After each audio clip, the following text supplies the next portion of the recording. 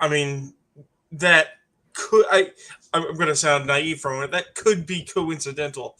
I have tried to explain to people before the statistic that products that have white people in them or are white people led sell better. Except people don't like that statistic. It makes them feel bad. It's a violation of Canadian broadcast standards to just have white people in something. Okay. But for some reason, that didn't get flagged.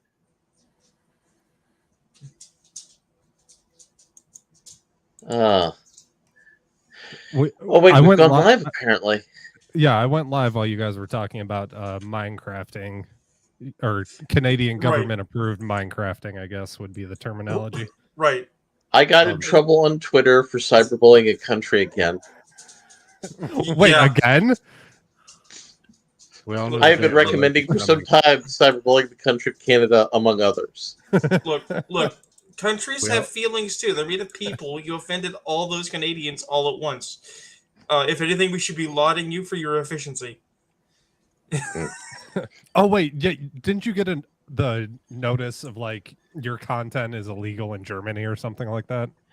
Well, no, that was one of the Keffels people trying to get me deplatformed by saying that my profile violated EU standards. Oh, I mean, it probably does.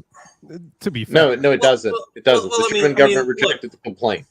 I mean, look, if we're going to talk about serious, super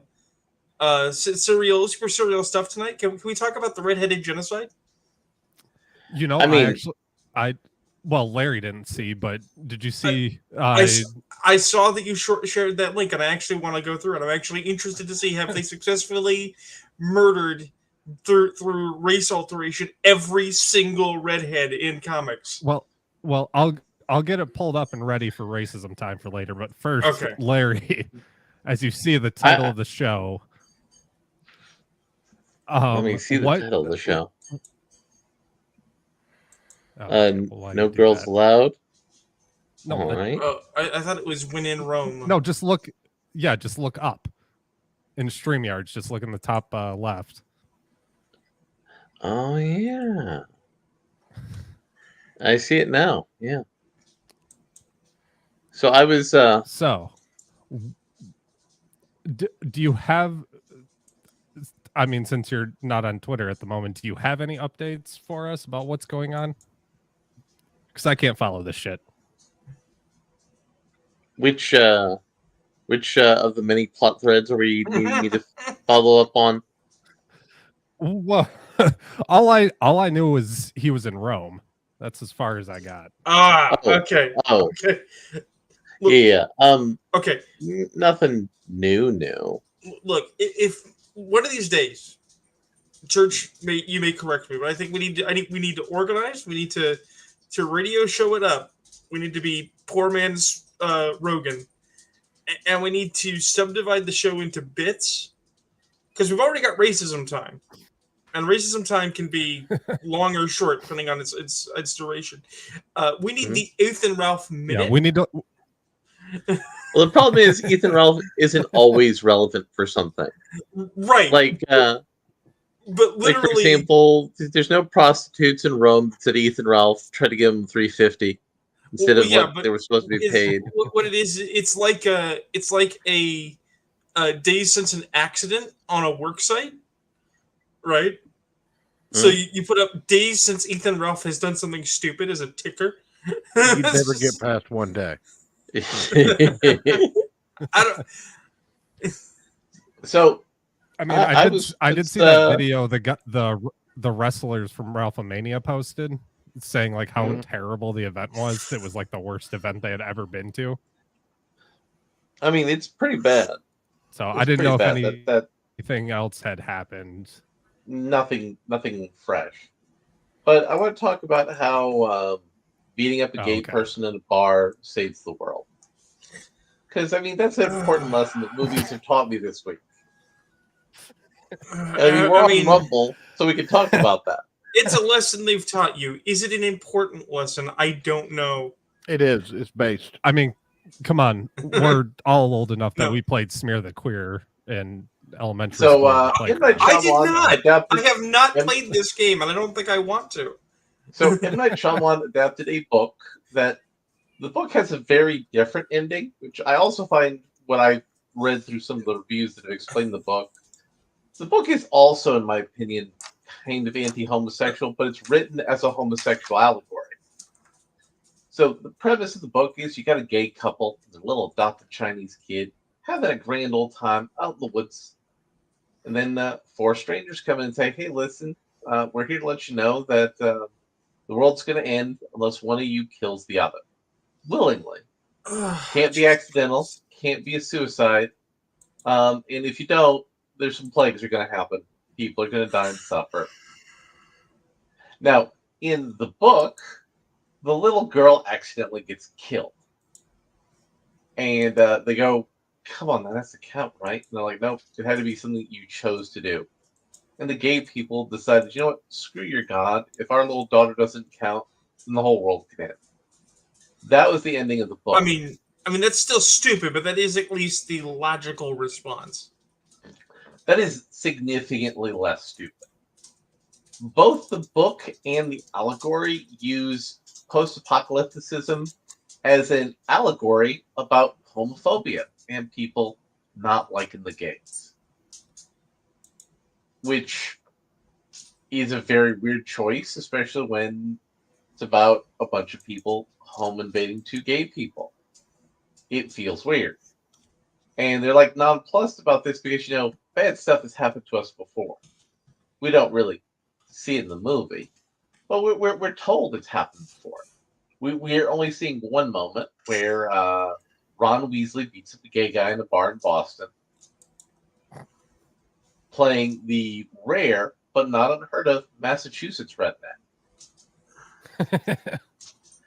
But M. Night Shyamalan shoots the scene in such a way that it's unclear if he's beating him up for being gay or if he's beating him up just because he's annoyed at the bar and angry and has mental health problems and just decides to beat up a gay person. I wish I could remember the name of the English guy. It was just on the tip of my tongue and I was falling out. But I now want a naturism or a zoology style documentary. Yeah. About the various kinds of North American redneck. Not Sir Richard Attenborough. Attenborough. Not Crocodile Hunter. Crocodile Hunter would get punched in the face. Actually, Crocodile Hunter actually could be funnier. Like, oh, look at this Sheila. She's right pissed off over here. She's gone through a 12-pack of bud in the past hour and a half. Only if that could actually be a lot funnier. Only if they stand in for the Crocodile Hunter, like bodily grabs the fattest redneck and like holds up his man tit and says, look at the size of this one. I mean, that sounds like a good bit for Ethan Ralph on Cozy TV. Look at the size of this gynecomastia. But that's a beaut right there. Right. Back to the I am very much in favor of the Richard Attenborough. It's like the North American redneck searches its natural environment for alcohol and methamphetamines that it will use to provide for its family. Here we have the standard Virginian redneck rooting around the truffles and zannyberries. He seems to have finished off the last of the maker's mark, and he's hollering. He's ready to holler. Now you see, we didn't even need to plan that. We didn't need to prep that. Church is just that good to have lined that up. This is seriously. I wish we knew people. I wish we could get it like a 5-minute short made that is just that. Oh, if Ralph hadn't have flown to or fled the country to Mexico, I would have gone down there and dressed up as the Crocodile Hunter and had somebody film me doing a Crocodile Hunter thing outside his house. Gonna stick my thumb right up the bum. He likes that. This is how you calm down and submit, you standard rage pig. No need for lube. They don't care for it. So, I want to get back to being at the gay guy bar. Yeah, yeah. So Ron Weasley's character, he's on a redemption arc, and that's why he becomes one of the four horsemen of the apocalypse in the movie. And he beats up the other gay guy during the home invasion. And this creates a concussion that allows him to hear God. So the first beating allowed the first gay guy to have a Chekhov's gun. The second gay beating allowed the gay guy to say, no, it's okay for you to murder me. It's okay for you to murder me to save the world so our daughter will have a world to live in.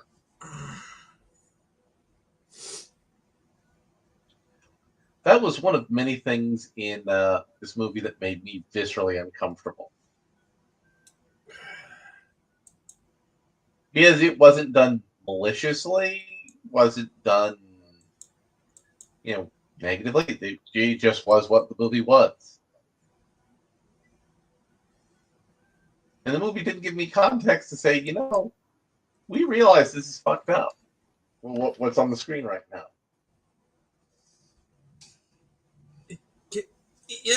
I have always been in favor of homosexual rights and representation, the actual representation, not the popular usage of the terminology. Mm-hmm. Like Will and Grace, I suppose. Will and Grace wasn't bad. Because a gay guy gave me my first indie comic book. Not my first comic book, just my first indie. I thought you were going to say something way different. Oh, I know what you were thinking, you degenerate. But no. My mom was working as supervisor at a call center, and there was a gay guy, and he was really nice, and he gave me my first indie comic book, and it was called Bloodline's Follies. And it was some light propaganda, right? But it was about not homosexuality, it's about HIV, right? Back when education about HIV was important. And the reason I remember it is because it presented the HIV AIDS virus as these horrible little pink monsters that were turning white blood cells, which were presented as whales, into boats and were sailing them around in the body and viciously, wickedly planning on ways to spread and invade people. I mean, that's pretty cool. I like that visual choice. Yeah. And then, of course, it had human characters who were doing the stupid stuff. It had all the usual, almost Jack Chick style, oh no, I had sex and now I have AIDS type story. But, it was nice. He was a nice man. He did a cool thing. And I've always been like, these people are just like other people, and we should just leave them the fuck alone. So I do not... Apparently that is a racist, sexist, bigoted opinion now. It's just let people be people now. Yeah. So I do not recommend the latest M. Night Shyamalan Ding Dong movie. I will. No one should watch an M. Night Shyamalan movie anymore. I mean, he does good movies. You're gonna love my nuts. But this is not one of them. Oh, his cameo in the movie is he played a infomercial pitchman who was selling a broiler. So literally his career. Because I think that's the secret to M. Night Shyamalan's success is he actually does like infomercial style sales. He walks into the office, he spills some bullshit, and then when they actually pick him up, he's like, yes. And they're like, now you got to make a movie. He's like, okay, I'll put some shit on film. And something I will say about this movie is I feel like The Happening, the actors didn't understand what M. Night Shyamalan was trying to do. M. Night Shyamalan didn't understand what M. Night Shyamalan was trying to do. Oh, no, he did. It was just terrible decisions all the way down. Dude, The Happening is one of my favorite movies of all time. Oh, yeah, no. All the wrong decisions were made, and it created an amazing movie. Yeah, it's great. It's so good. Like, I don't know. Like that weird ending of Signs about how all this stuff was his wife's ghost telling him how to fight aliens. It's just really fucking weird. But it's like these actors said, oh, so you're trying to make something kind of like The Happening. Okay, we'll act accordingly. And Dave Bautista was serviceable in this movie. He delivered his character well. All the actors did a good job. I like the little Chinese girl. You know, you can't expect a lot out of a child actor. She did a good job. All the actors were good. All the shots were nice. Just it's really stupid. And I watched an anime series, although it's technically not an anime. It's a Korean webcomic that's been adapted into anime. I watched Tower of God. I do not like Tower of God because the makers of that anime fucked me. Oh? Oh yeah. Literally? My friend. No. That would be us talking about more gay stuff. No. My friend Sethan actually got the job very early in production to help storyboard and script that anime.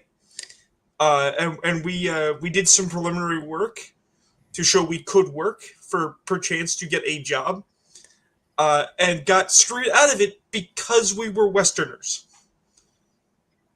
Because the Asian sphere prefers to work in the Asian sphere, not only because they don't have to pay people a fair wage, but to keep out Westerners. Well, that's okay. They had Crunchyroll localize it, so the localization was garbage. But that's okay. That's why I listen to the subtitles instead. And Tower of God is kind of a derivative anime. It's fun, but from a what quality of anime is this perspective? It is derivative garbage, but that's okay. A lot of anime is derivative garbage, and a lot of media is derivative. A lot of things are like, listen, a lot of media is also garbage. Yeah, this is also true. But I mean, like, listen, Goku is like Sun Wukong mixed with Superman. Yeah, and we're okay with that. I mean, that's also the dumbest series of conversations I ever have repeatedly. Anytime somebody's like, yeah, but Superman can kick Goku's ass, like, no, you fundamentally misunderstood both characters. Goku and Superman would not fight. Goku and Superman would go out and have ice cream. They'd be the friendliest of friends. Well, that's not entirely true. Goku would immediately want to fight Superman, but he'd realize he couldn't create a situation where he'd fight Superman unless the world was on the line. Then he said, Superman, we need to train together. Right, they would go fight in space. They wouldn't go fight on Earth, and it would be a friendly punch match. It wouldn't be... Well, I mean, they got lots of empty spaces on Dragon Ball Z Earth. Right, but if they were really going to cut loose, they would go into space, so they wouldn't hurt anybody. Yeah. So, Church, Ayrton, are you familiar with the show Tower of God / manhwa Tower of God? God, no. Okay. So there's a magical tower that goes up into the heavens, and people live there. There's a society there, all sorts of magical bullshit, and there's a contest to get to the top. Only no one's ever successfully gotten there. But don't worry, we have a bunch of plucky protagonists who are going to try, including a protagonist who breaks all the rules, including the rule of having a reason you want to go to the top. He wants to go to the top so he can take his friends with him. Okay. But within all of that... Wait. So is this like the Heaven's Gate cult, but in anime?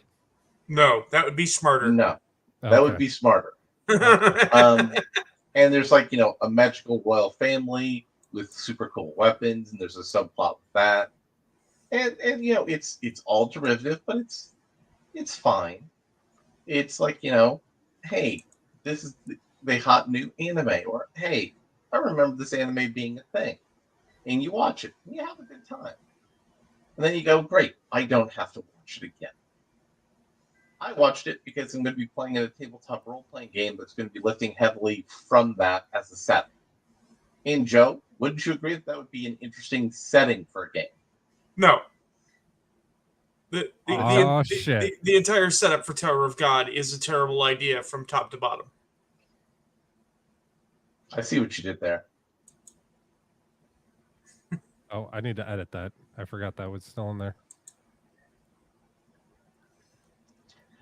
But that's it. You guys aren't going to keep arguing. No, No, I mean, I hate to say it, but like said no. anime is not worth arguing about. I mean, there's some animes that are worth arguing about. This is. I mean, look, my friend David and I had a much more interesting conversation about whether or not you could absorb poison through the surface of the penis, based on a scene in an anime where a dude poisons a chick while having sex with her. I mean, the real question is, how do you do that without poisoning yourself?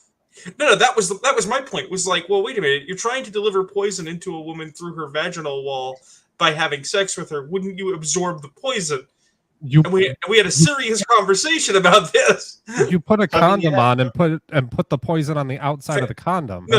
No, modern setting, absolutely. But this is a fantasy setting. The question is, wouldn't you absorb the poison through your penile wall? Well, if it's a fantasy setting, then there's like magic and shit, so that he could make a magic bullshit it's condom. Even easier. No, it's even easier. Force field or something. You just microdose yourself with the poison until you're immune to it. Right, or you take the antidote beforehand and have it in your system. Any number of things. Yeah. And I mean, to be fair, she wasn't a good person either. She was going to stab him in the back while they were boinking. So, slipping her a paralytic through her vagoo is at least deserved. What did you just call a vagina, Joe? He called it a vagoo. A vagoo. Okay. All right. Joe's picking up some North New Jersey here. Just making sure everybody caught that. Just didn't want to let that one go by. Look, I'm a northern redneck. I've got to get my language in. But I mean, there's some interesting topics in anime to talk about, like what Fooly Cooley was all about, which is why the second show failed utterly.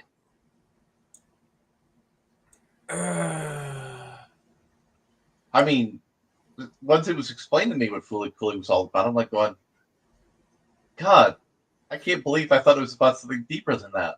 I must be overthinking it, an idiot here.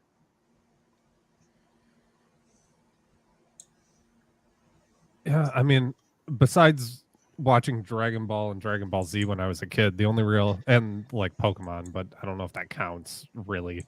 Pokemon counts. Okay.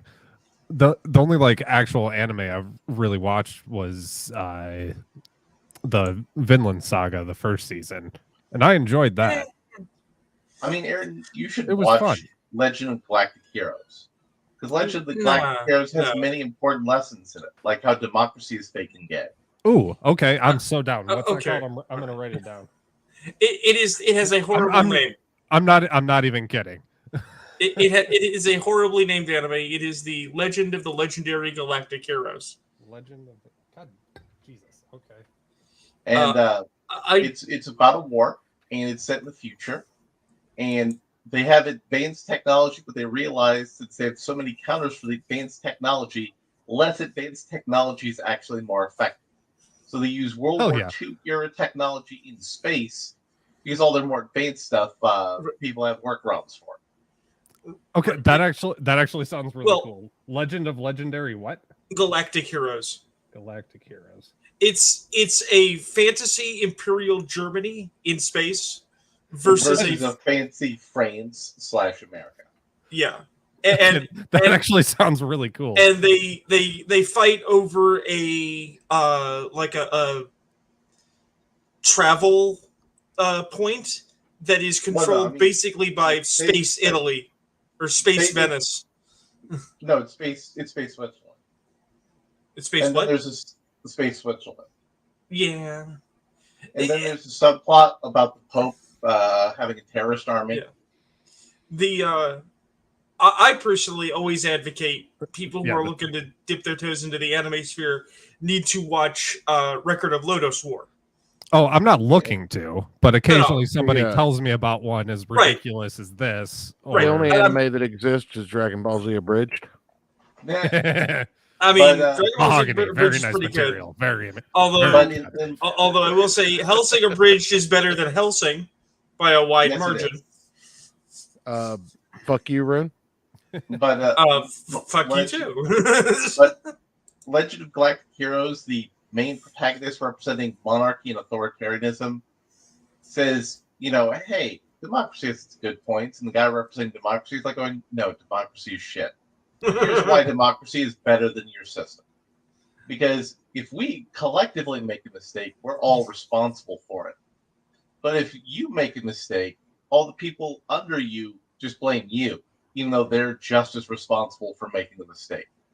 I mean, that's not why democracy's fake and gay, but it's one of the reasons, and it's not wrong. Right. No, basically the show is open that both systems are terrible. fair. So it's also so it's like if there was a Ted Kaczynski in the year 3500. And there's also a episode in the show that explains how political, economic, and social degeneracy led to the collapse of the Republic, which led to the rise of the Empire, which led to glory and never mind. expansion. This is if Alex Jones wrote an anime. Holy shit! No. Seriously, that is wrong. That is amazing. No, actually, Gate is if the Japanese Alex Jones wrote an anime. Gate is also a fun one. So Gate is, what if you're a guy who plays lots of mobile games about fantasy, and you're working for the National Guard, and all of a sudden a gate opens up, and fantasy creatures just start spilling out in the world. Huh. Yeah, it's done by basically a Japanese nationalist who is very, very anti-America. But it is at least fun, because if you ever wanted to watch dudes with modern military equipment blow up fantasy people, you can watch it. Fight. You know what anime is really based, and Ayrton would really like redo of Healer. I mean, I think you would really like it. It definitely doesn't. I don't trust you. It definitely doesn't invoke like sexually assaulting the main character and then him going back in time to get revenge on all this. We talked about this with Captain Weed. Well, I just forgot the name of it. Well, look, the reason that I advocate people check that out might have been Berserk that he was talking about, or what was the other one? Goblin Slayer. Goblin Slayer we reviewed with him. Goblin Slayer is actually pretty good. The reason that opening is like holy fuck, but once you get past that, it's actually really fun. Well, that's the thing though, is like that is accurate, and anyone who doesn't believe that that's how shit goes down in a fantasy setting is lying to themselves. Oh no, I just wasn't expecting it. No, everybody's a murder hobo. No, I get that, but it's like, no, if you go into a dungeon and expect the goblins to be pushovers, and you don't do any fundamental cover your ass, it's like, no, you are asking for a bad time. But that's why I tell people they need to check out Lotus War. Lotus War doesn't have anything scary like that, but it is a second ed D&D campaign that a group of manga people made into an anime. And then they made their own version of D&D and got a cease and desist for ripping off D&D. Oh, okay. But it's great because it's D&D. Well, let me check out this legendary legends whatever one Sure. first. I'll circle back to you. Yeah. And also, I sent you a thing in the Discord doobly-doo with the documentary I was referring to. Doobly-doo. Oh, hold on. I had to close out of Discord because my computer is being an asshole. Give me a sec. Oh wait, do you need me to pull it up on? No. I sent that to you so that you could watch it later. Oh, to get an understanding of the political philosophy behind this show. And again, okay. this is the kind of show where, if you say, man, this is my favorite character, get ready for that character to die 2 or 3 episodes later. I've heard that's an anime trope. No, it's not. Most animes aren't like that. Oh. But there are certain ones that go hard, and Legend of Galactic Heroes is one of those. Oh, okay. But yeah, so I decided, because we mentioned last week, I forgot what we were talking about, but Ghost Rider. I think we were talking about Nick Cage, and Ghost Rider came up. So I watched both the Ghost Rider movies this week. They're wonderful. You know who wants to be the new Ghost Rider in the MCU? Keanu Reeves. Okay. No. I don't know if I would hate it, but hold on. I have a point, and then we can talk about Keanu Reeves as Ghost Rider. So I'm watching these movies. They're wonderfully terrible. They're so cheesy, but I started thinking as I was watching them, were we duped in the 2010 or in like 2008 going forward with the MCU? Like, are all the Marvel movies before that, the Fantastic Four, all the X-Men movies, I still say the Wolverine Origins movie was a fun movie. I know they fucked up Deadpool and that's everybody's great, but everything else was fun and I enjoyed it. I didn't like Origins because it's replicating a terrible book. The Wolverine's Origins book is terrible. But that's the book there. Yeah, the book's not that good. But I started thinking about it. It felt like actually if you took comic book panels, same with Origins, and you threw comic book panels on the screen. That's kind of what it felt like to me. And now I kind of want to go back and, watch watch all of these movies that everybody says are so bad when they try and compare them to the MCU. But I almost think they're better and more accurate. Like if you want a comic book movie, like a movie that feels like a comic book, I feel like they accomplished that way better back then. So I was curious your guys' thought on it. The Raimi Spider-Man movies are better than most of the MCU movies.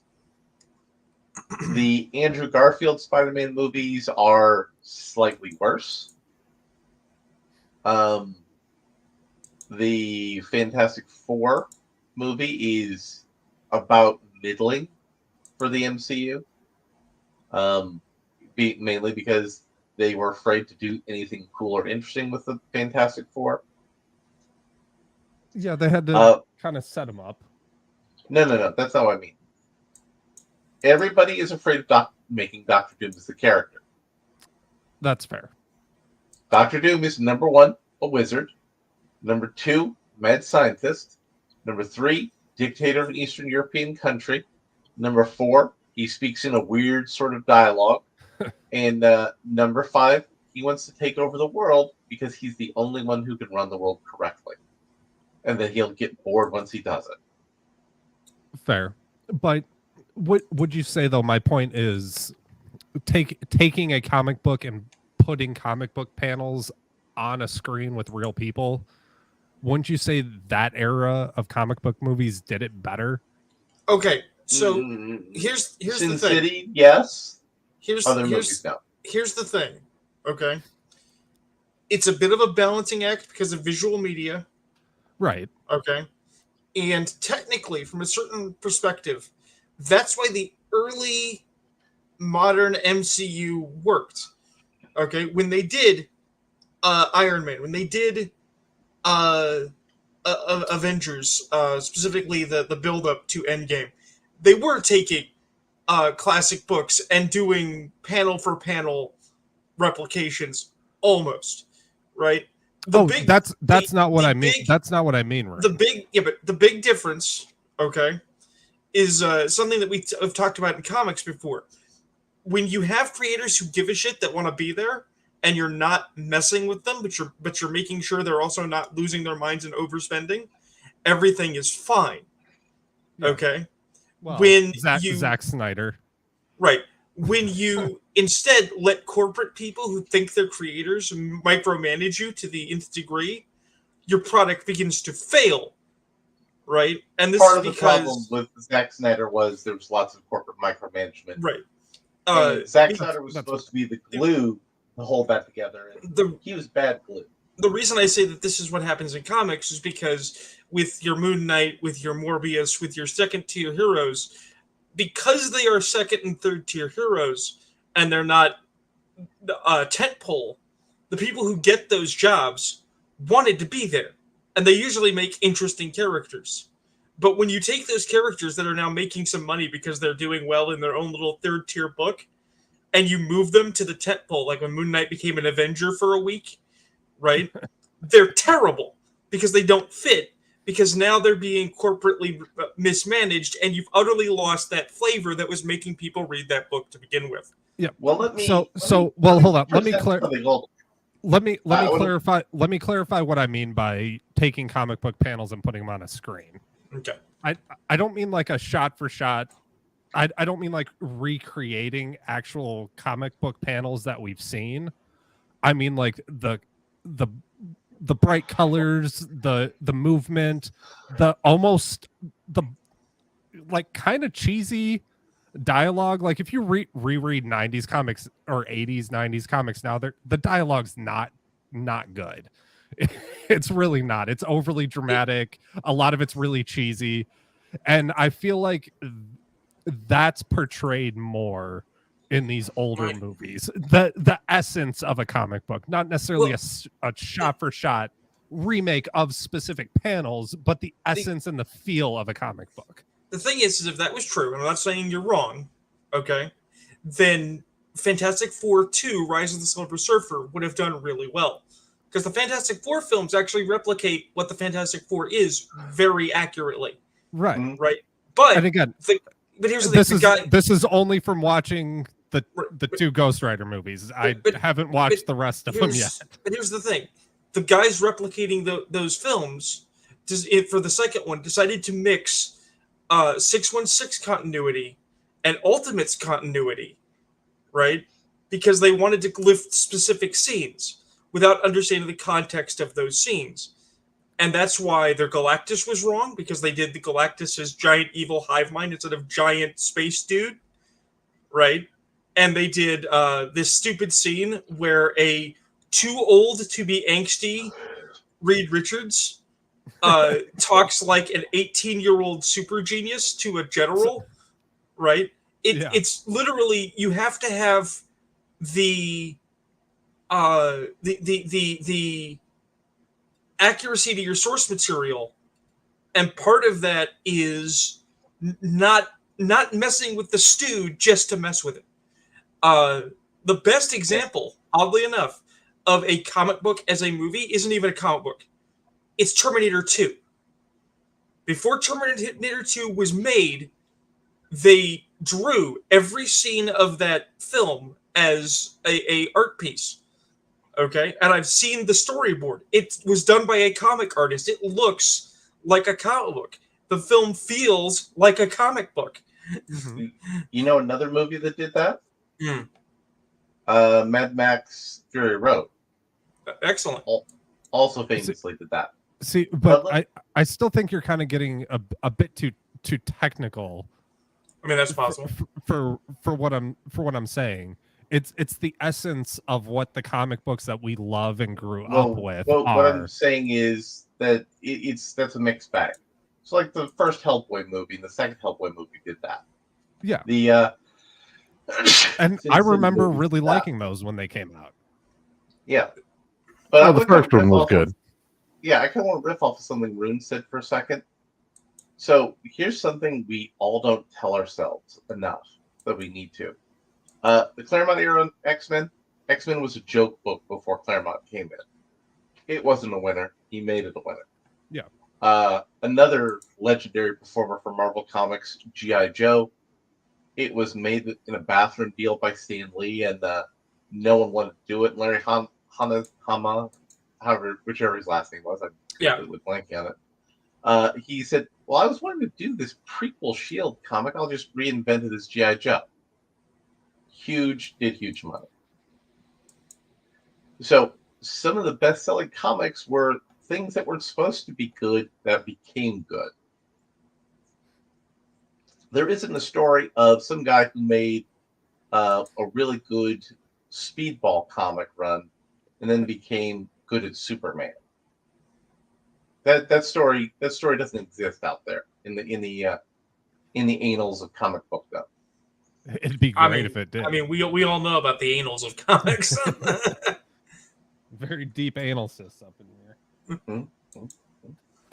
I don't know. It was just a thought that I had while watching these movies, and I kind of want to go back. I'm not going to watch like every single thing that came out because that's way too many movies. Well, but at least like the first one of each franchise, I'm kind of curious because the MCU was fun. Up until a point. Up until about Wakanda Forever. Yeah. The point is Endgame, because it was the literal Endgame. Right. But I'm just wondering if I don't know how exactly to phrase this. If so, like the very beginning, Iron Man, obviously great. Like we kind of got sucked in, and then Avengers hit, and like I remember going to see that in the theater, and like I was however old I was in 2012, and like blown away, like seeing these characters like this, and it's so realistic looking and stuff. And I feel like we almost got sucked into this dichotomy of we want to see what these characters would be like in our world and if they were real. But looking back on it, these like goofy ones where you're like, this doesn't make any sense, but this is really fun to watch. Here's the thing. Like in Ghost Rider 2, the scene where he's like going crazy and like interrogating the guy and like freaking out, and then jumps on the motorcycle, and like they have all those weird jump cuts while he's changing. Like that sequence is so much fun to watch. It is so much more enjoyable than anything else in the MCU in the past 7 years. First of all, let's remember Ghost Rider's not MCU. Right. That's what I'm saying. That's neither here nor there. What I'm getting at is that we weren't suckered, okay? Because it wasn't a scheme. I said sucked in. Right. Not suckered. I think that what happened was the corporate powers that be got lazy. They said, "Oh, we'll treat all comic books like they're the same kind of comic book. Every genre is the same genre because they're all super funny books, and then we'll follow a formula." And that formula was varying degrees of the Marvel formula. And then DC was like, "Oh God, we got to catch up. We'll copy our competition badly." And then nobody understands, well, why isn't it working? It's not working because at its base, using Ghost Rider as an example, Ghost Rider is a horror book. It's a ridiculous horror book. It's spectacle. Yeah, but I've read the original. I've read the original Johnny Storm or Johnny Blaze, right? And it's a classic Faustian story. Yeah. The first film is actually pretty accurate. The first film is pretty solid. Yeah. Right? But then the second one is so off the rails, bullshit, back, assword, wrong, weird. Dude, I think the second one is bad. I enjoy the second one way better. It's so much more insane. No. And just twisted. No. I'm sorry. The Ghost Rider is not an angel that was tortured into evil. Fuck that noise. Zarthos is an evil wizard who almost took over hell. And the devil said, "You're my bitch." See, that's not what I'm saying. I'm saying watching the two of them side by side, like take out necessarily your like deep knowledge of the Ghost Rider lore. Which movie is more fun to watch? Excuse me while I nerd. Like Nick Cage is that like peak I wouldn't say like peak crazy. He's at this weird in between where he's like almost Nick Cage. He's like 70% Nick Cage, and it makes this like weird awkward insanity that I don't know. Here's the thing. Really enjoy watching. I want to say this real quick because I'm pretty sure Church is going to weigh in with the wisdom of the church. Yeah. The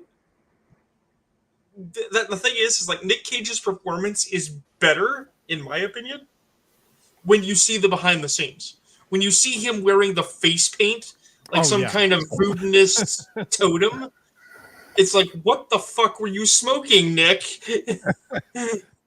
And I thought the designs were a little bit better, like having all of his stuff like more charred looking. I thought was kind of cool as far as like a visual aspect. But I thought his performance as Johnny Blaze, who's had like a demon inside of his head for God knows how long at this part, trying to keep it down. The way he starts going insane was so much more fun. Putting aside the childlike elements, because I think those are the serious detriment to the piece. Okay, No, Nicolas Cage solidly is on point. Okay?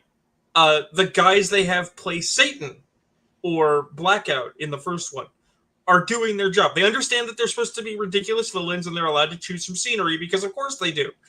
Right? Yeah. The problem is the actual plots, the actual story being told and how it is structured are ass.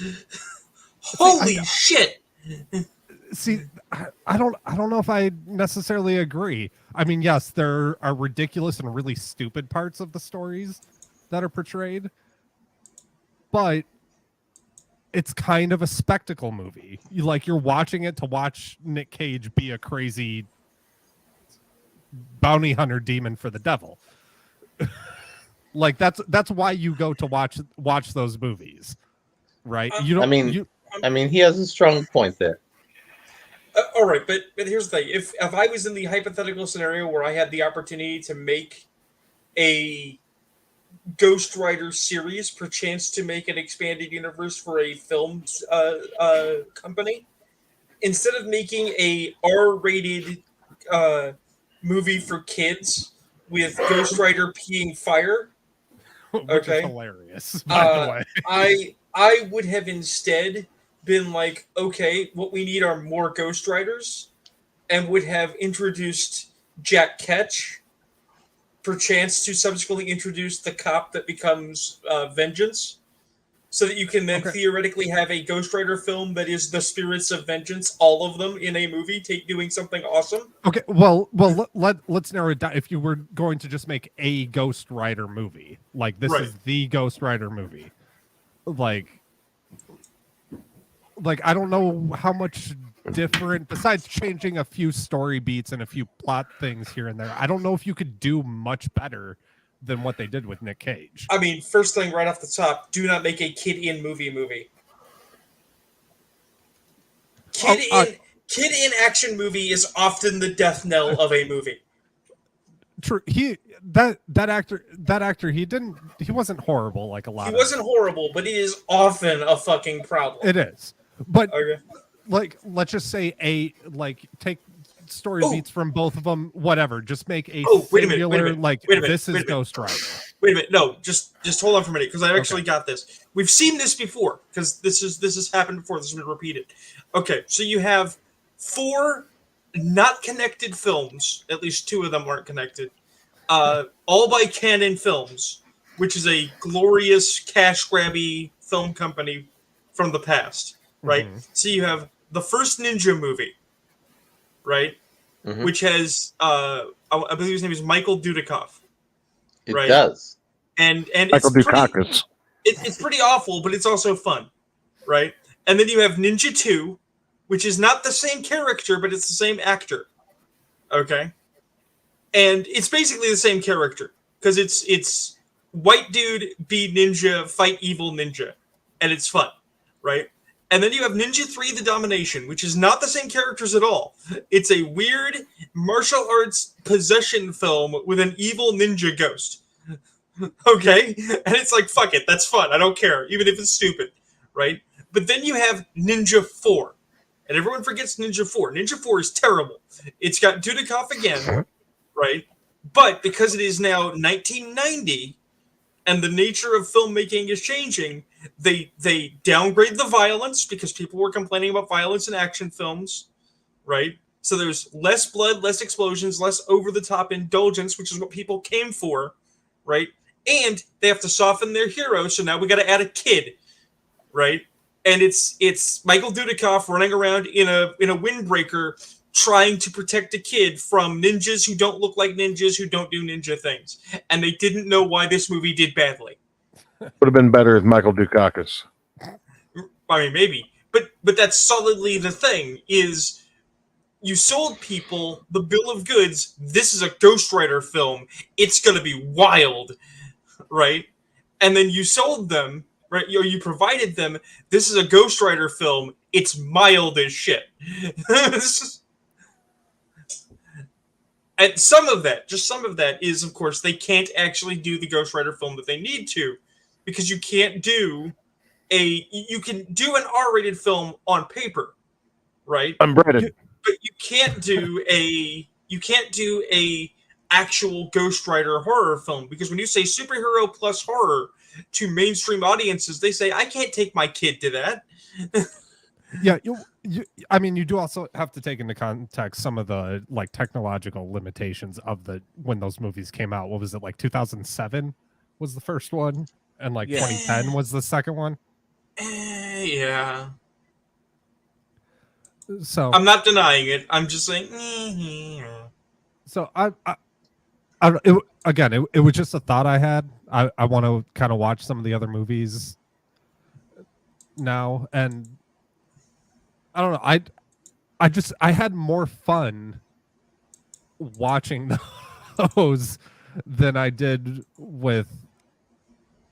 Besides Marvel's Race War, I had a blast watching that movie, but it's, like, I don't know. They were just way more. They were way more fun. It was insane. It was ridiculous. It was over the top. It was stupid, but I had fun watching them.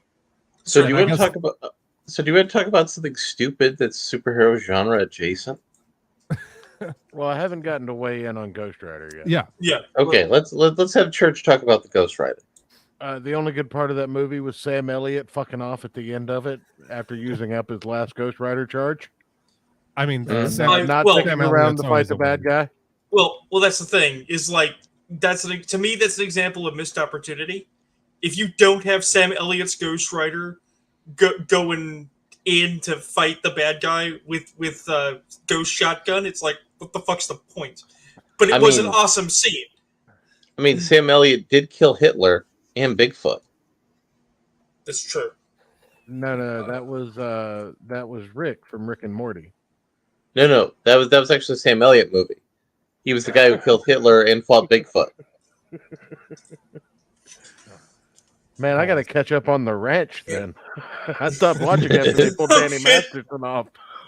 But it's like as a for instance, I love Chris Christopherson in the Blade movies, right? Yeah, and killing off weird, which is weird that he's in those movies, but whatever. Right. But in the third one, killing off Chris Christopherson was a huge mistake. Same character. He was Ghost Rider in those movies. I mean, I'll go with that headcanon. I need a goddamn wheelchair because you don't have your Ghost Rider powers anymore. You gave them to Nick Cage. Okay. Well, you used the last of them up to ride out to battle with Nick Cage and then fuck off instead of fighting. Right, and now you're training a vampire hunter. This works for me. Where's our Night Stalkers movies, guys? Midnight Suns, even. Yeah, I'll go with that. And now we're back to things that make me angry because that fucking video game is not the Midnight Suns. That video game is Gothy Avengers. Oh, that reminds me that the one other thought I had while watching those movies is I would love to see in kind of that early mid 2000s style movie a Nick Cage Ghost Rider and Benedict Cumberbatch Stephen Strange Wanglebert Flappy Back, yes. Yeah. I would love to see those two character portrayals in a movie together. I don't know how you make that work and how you make sense of it. I don't give a fuck. I just want to see it. You just have to make sure that Slut Bunwalla doesn't tell anybody else what they're making on the movie. Because, Engelbert Humperdinck, he... Okay, Mahler. Is that wrong? I think that was... who was the comedian that did that? I mean, several comedians did that. Well, funny you're thinking of Eddie Izzard, but Mahler also did that. Every time Mahler said Benedict Cumberbatch in his review, he never actually said his name. He came up with some variation. Until the end. I think he said it once at the end. Right. Because that's the joke. But yeah. So, yeah. I don't know. It was just a thought. Larry always brings a ton of topics to the goddamn show. Yeah, I thought I would actually bring something this week. That's you did. You did. No, we appreciate Ayrton, you giving half an effort. Hey, I'm That usually was good doing all material. the I'm usually doing all the back end shit. Yeah. Hey, I sometimes bring something. I was actually considering that I have brought guests to this show. I've just slowly but surely just pushed all the responsibility onto you guys so that I could just quietly not do anything in the background. I mean, is that not what a boss is supposed to do? Hey, Church, remember when you wanted us to try and read all of Planet Hulk and World War Hulk in a week to review when we first started this show? Look, I did it. No, you didn't. You just read all of it before. I mean, you give me the link. I'll read all that stuff in a week and tell you it's terrible. Well, I did not have time at that point to read all of that in a week. No, let's be completely honest, Larry. What would happen is you'd read about 4 pages and say, "I knew enough at that point that I could stop." Oh no! I would go all the way in. I would eat all of my vegetables, sir. Hi, Cross Comics. Cross Comics. What's up, buddy? I'd read all of it and then say, no, this was awful. This was dumb because it involves the Illuminati. The Illuminati are dumb. It's a dumb concept that was used to set up the reboot of the Marvel Universe, which was also dumb. Well, they don't know. Well, I actually like the Illuminati concept. Yeah, the concept of the Illuminati is not bad. The execution is fucking abysmal. Look, a 4chan parody comic of the Illuminati is better than the Illuminati, where when they had the Hickman thing with the universes colliding together, and Captain America said, well, guys, if there's a universe coming close to ours, just give me the Infinity Gauntlet and I'll punch it. Then they all said, wait, that'll work. It's not wrong. But let me give you guys some context to that scenario real quick. So I think we did one show where we just kind of chat and bullshit about stuff before. And then Church was like, hey, download this app on your iPad. Here, I'll send you these, I'll send you these links. You can read the book. Now, mind you, me and Church kind of met. I started following him in the internet blood sports old kill stream time. He had 1,200 followers on Twitter at that point. I had maybe 400, and I'm sitting there scrolling through Twitter just drinking. He says, hey, I'm thinking about doing a comic book live stream, and I just being a smartass was like, I like comic books, you need a co-host. And then I get a DM from him. I'm like, oh, okay. I mean, remember, hold on, let me okay, I'm just saying, remember how I ended up here? I literally just showed up one day and then wouldn't go away, and now I'm a co-host. Well, this happens. That's what happens when you feed stray cats, folks. They just kind of stick around. But so I'm like, okay, so we do this, and he's like, here, we're gonna read all this. I was like, okay, I guess I'll give it a try, and then come to the next week when we go to do this, and I don't know, it was I think 10 minutes, we used to do Skype and OBS back then. Yeah. Got on Skype. I was like, yeah, dude, I read an eighth of this. This is the parts I read. He's like, oh yeah, no problem. We'll just talk about that stuff. And we were also doing 3 shows a week at that point too.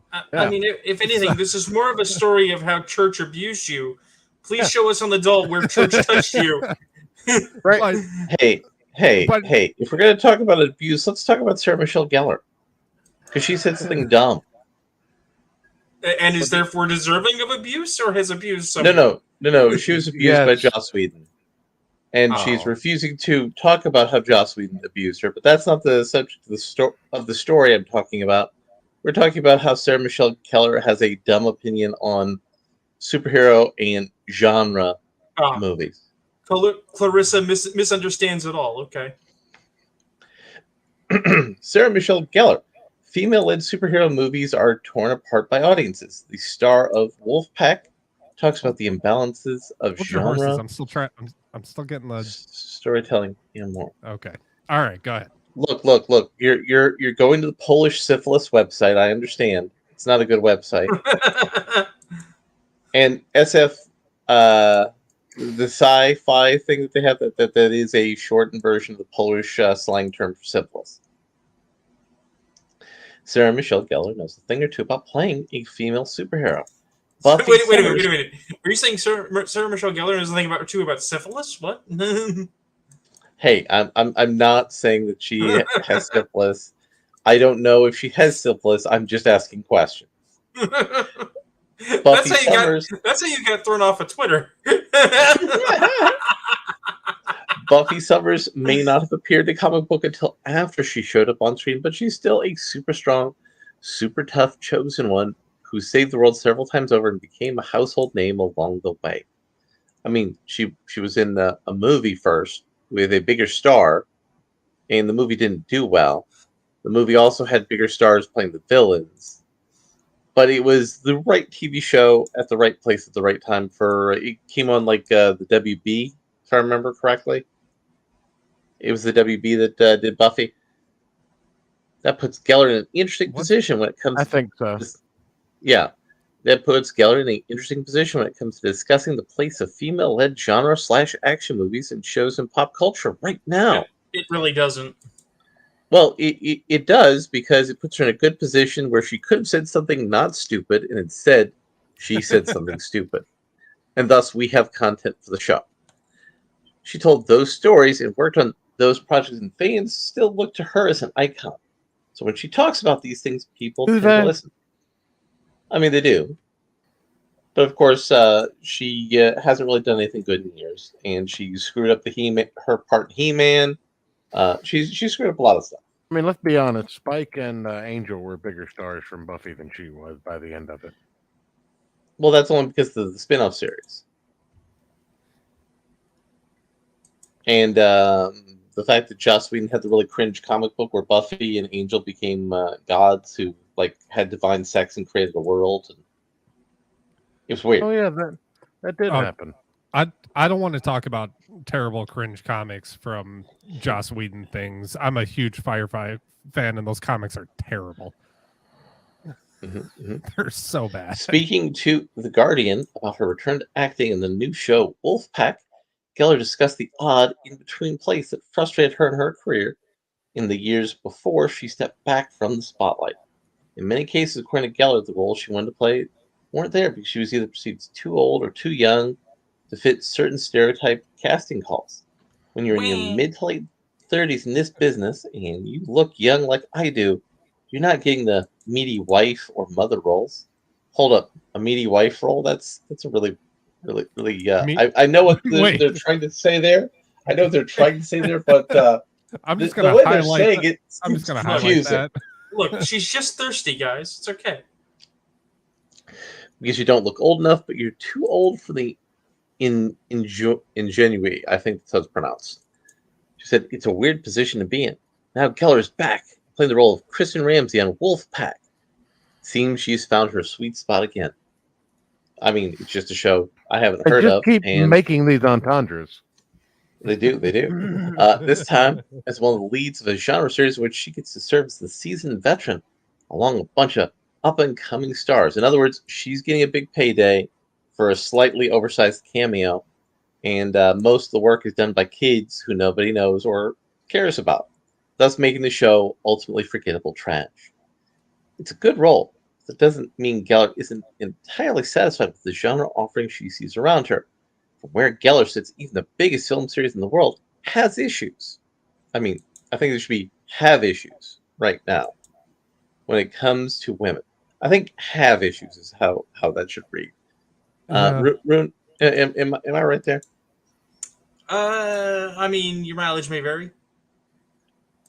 No, I mean like has versus have. Read me the sentence again, real quick. In the world, even the biggest film series in the world has issues right now when it comes to women. Okay, has issues is not wrong, but the It's better way have is better. The way of putting it would be, even the biggest film series in the world may have, can have, or often has issues. You need to add those calories to define the trait. Otherwise, it's a universal. They all have them all the time. And not all women, guys. Hashtag not all women. No matter how many meaty genre roles that the series creates, look, we're talking about a lot of meat here. Every time Marvel does a movie, every time a Marvel movie tries to do a female cast, it gets torn apart. You mean the one time they did that? The single time they did that? No, they've done it more than once. This is our new show hashtag, by the way. Not all women. The real issue is she's not addressing the quality of those films. She's making the false equivocation that keeps getting made that we hate them because they're women, not because they're bad movies. And nobody hated the fact that Scarlett Johansson had a Black Widow movie. We all said, well, this movie looks kind of shitty. Right, but that's just it. It's we're unpleasable fan base because they gave us our titty movie with ScarJo, and we didn't like that. But also, we didn't like their other female leads. Like, no, because they were badly done. Well, and according to David Say, Scarlett Johansson is actually a dude. So, also, Brie Larson, I forgot about Captain Marvel. You know, she had a movie, and the movie was bad. And that's not the female-led Marvel film you were talking about. No, I was thinking about Black Widow. Oh, I forgot Captain Marvel existed. What? No. Here's the thing, though. And I want to be clear: Scarlett Johansson doesn't deserve it. That's the unfortunate part. Okay, in the minds of the extremists, ScarJo getting a Black Widow movie is a concession to assholes like us for TNA, right? Because the actual forward-thinking progressive film was Captain Marvel, but we didn't like both of them, and they can't understand why. Speaking of forward-thinking movies, while female-led female-led superhero projects, note the word "led," we've gone from female to female-led, like Captain Marvel and last year's Marvel Comics Presents Race War, have certainly found success at the box office. They also often face an extra layer of scrutiny and scorn. Sorry, I love that's just now our default for the name of that movie at this point. Exactly. Suffering review bombing. By the way, what's funny is how we've now learned that review bombing is all a psyop by the government. Well, and that's the thing. I said when I reviewed Marvel's Race War that it's the best movie that's come out of the MCU since Endgame. I loved it. It was great. Across various platforms and cries of being too woke for some movie goers to enjoy, as someone who spent years hearing the same old lines about Buffy, nobody said Buffy was too woke. What? Not only did no one say Buffy was too woke, but I'm gonna bring up the $1 million monkey in the room that no one wants to talk about. So Sarah Michelle Gellar, in a universe where you're paying attention, how'd you know what I spent my tax money on? Wait. In a universe where you're watching this show, Sarah Michelle Gellar, I just want to point out, you are not Buffy the Vampire Slayer. You are Diet Buffy on a shitty TV show named after a film where the lead from 90210 was Buffy the Vampire Slayer. Opposite Rutger Hauer, you are a distaff from a bad movie, you disingenuous cunt. Hold up. You also forgot who else was in that movie. Paul Rubens was in that movie. Yeah. Oh, yeah. No, he was funny. He was absolutely hilarious. And let's see here. We also had Christy Swanson played Buffy in said movie. Christy Swanson, who's in such movies as The Phantom, another comic book movie. I love The Phantom, even though it's a bad movie. It is trash. Even though it's a bad movie. She was also in Dude, Where's My Car?, which is one of my favorite movies. Oh, and before people say, well, Joe, you're a bigoted racist because blah, blah, blah. No. It's not just a bad version of The Phantom, even though I think Billy Zane did a perfectly serviceable job. It is a wild miscast of the guy that played Shang Tsung. He was a way better villain than the guy that looks like Clark Gable that isn't, who was in Dead Heat. His name's from the back of my head. They had the wrong villain. They had a great Chinese character actor as a villain in a bit part, and he should have been the main antagonist. So that movie fucked up all over the place. You have a great dramatic actor from China, a truly great actor who's won awards, and you make him a bit part in your superhero flick. What the hell? But Buffy wasn't particularly woke. It was just normal 90s high school kids. Normal 90s high school kid nonsense. Mostly the nonsense part of that equation. As someone who spent years hearing the same old lines about Buffy, Geller is clearly attuned to those issues and isn't afraid to speak up about them. In fact, according to Geller herself, she's not afraid to speak up about most things anymore. After a career in which she did everything from blockbusters to serialized TV and breaking in which she got to spend time with her family, she's ready to speak her mind on sets and beyond. But she's still not talking about what Joss Whedon did on Buffy, which is really What, he come up interesting. and be like, "Hey, nice tits." I Allegedly. Joss Whedon's a little bitch. He's not gonna do anything. That's the most he's gonna do. Allegedly, that's one of the things he did. He said nice tits. You know how many women I've said that to? Look, let's roll back. It's the usual performative bullshit. Okay? Sarah Michelle Gellar didn't say shit about shit for decades. But the second it was both safe and convenient, because it has to be both those things, to make a statement, oh, I was always talking about this. I was always pushing for this. No, you weren't, you lying sack of shit. You cashed your money, and you went home to your mansion, and you cried unto your bed of money. You liar. And I still don't get taken seriously by men on sets. That's because you're not a good actress, honey. I mean, let's be real. You're not a particularly good actress. I can't even name a movie she's in. I just know who she is. She was in one of the Scooby-Doo movies. She played Daphne. Oh, okay. Yeah, no, she's not good. Opposite her husband, who's playing Fred. Oh, he was great. Wait a minute, I love this. As soon as you know who she was, like, oh, that actress. No, she's not good. Actually, let me pull up her filmography so we can further see this here. Can I just point out, she's bitching about people thinking she's not a good actress and Joss Whedon allegedly saying she has nice tits.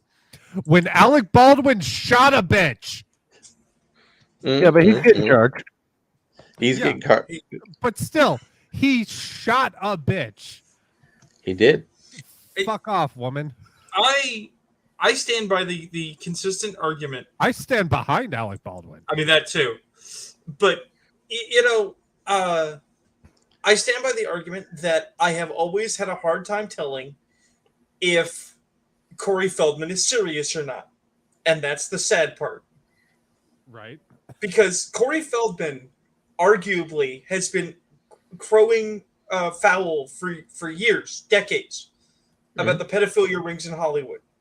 And we should be very concerned about that. We should be. But it's 1,000% true. I mean, his stories might not be, but But every time he does, there are two forces that undermine his argument. The first is that it increases his career profile, right? The second is Corey Feldman. And, well, no, the second is that he's always saying, well, I would, but I need the money. I would, but I need the support. It's like, bruh, if this is your personal crusade, the money doesn't matter. Bring a suit, bring proof, or let it ride. And that's horrible to say when we're talking about pedophilia, but the fact of the matter is that you've got to either shit on the pot or get off, right? But what else is interesting is he also said, no, Michael Jackson didn't molest anybody around me. Right. I would totally have told you if he did. Which also did not make friends, because that goes against an approved narrative that Michael Jackson is a molester. After I think it was Razor Fist went through all the evidence and stuff. I totally believe Michael Jackson was innocent. So do I. Yeah. While Joe and I have our personal disagreements with Razor Fist, he does on occasion make very compelling arguments for this popular thing you all believe is wrong. Right. And he occasionally presents that in a good way, like going, okay, you have convinced me. Like the Abraham Lincoln one? That was good. Actually, the one I liked was the one where he said no. Bill Cosby really not only did he get railroaded, the evidence against him raping these women is actually pretty thin. So basically, after doing a quick search on her IMDb, the only thing she did of significance was Scooby-Doo and Buffy. That's it. That's all Sarah Michelle Gellar has done of note. And, Wait, seriously? And it's worth pointing out, she's not even the best part of Scooby-Doo. The best part of Scooby-Doo is Shaggy. She's not even the average part of Scooby-Doo. She's done a bunch of bit parts. Right, and she did Buffy, and she did those two Scooby-Doo movies, and she probably only got in them because her husband was in them. Right, but do you know why the Shaggy part is so amazing? Mm-mm. Okay, so the actor that played Shaggy, in order to get his voice to Shagify, right, basically wrecked his fucking throat. He would go into his trailer, he would look in the mirror, and he would scream at the top of his lungs until his throat was fucking fried. And then he would go do his bits as Shaggy, and nobody could tell. Everybody was just like, wow, he does a really good impersonation of Shaggy. It's like, no, he's destroying his voice back for the role. It's fucking amazing. But anyway, I don't get taken seriously by men on the set. She said, I still feel the need sometimes to read out my resume. Like, how many of these shows have you done? After looking up her IMDb, she's done a bunch of bit parts on a bunch of shows. How many experiences have you had at 2 a.m., 250 extras, a late shot? All of these things. Wait a minute. Do you really want to talk about the experiences we've had at 2 a.m., Mr. Michelle Gellar? Not only produce it, but I've also been it. Listen to me, because I know where I'm coming from. I could speak like that now, where I think 10 years ago I probably couldn't. It's interesting how 10 years ago it would have gotten you in trouble to speak, because certain people were still in positions of power in Hollywood. So weird. Because there's the one thing I teach children now, it's patience. I think really what she's teaching children is being an opportunist.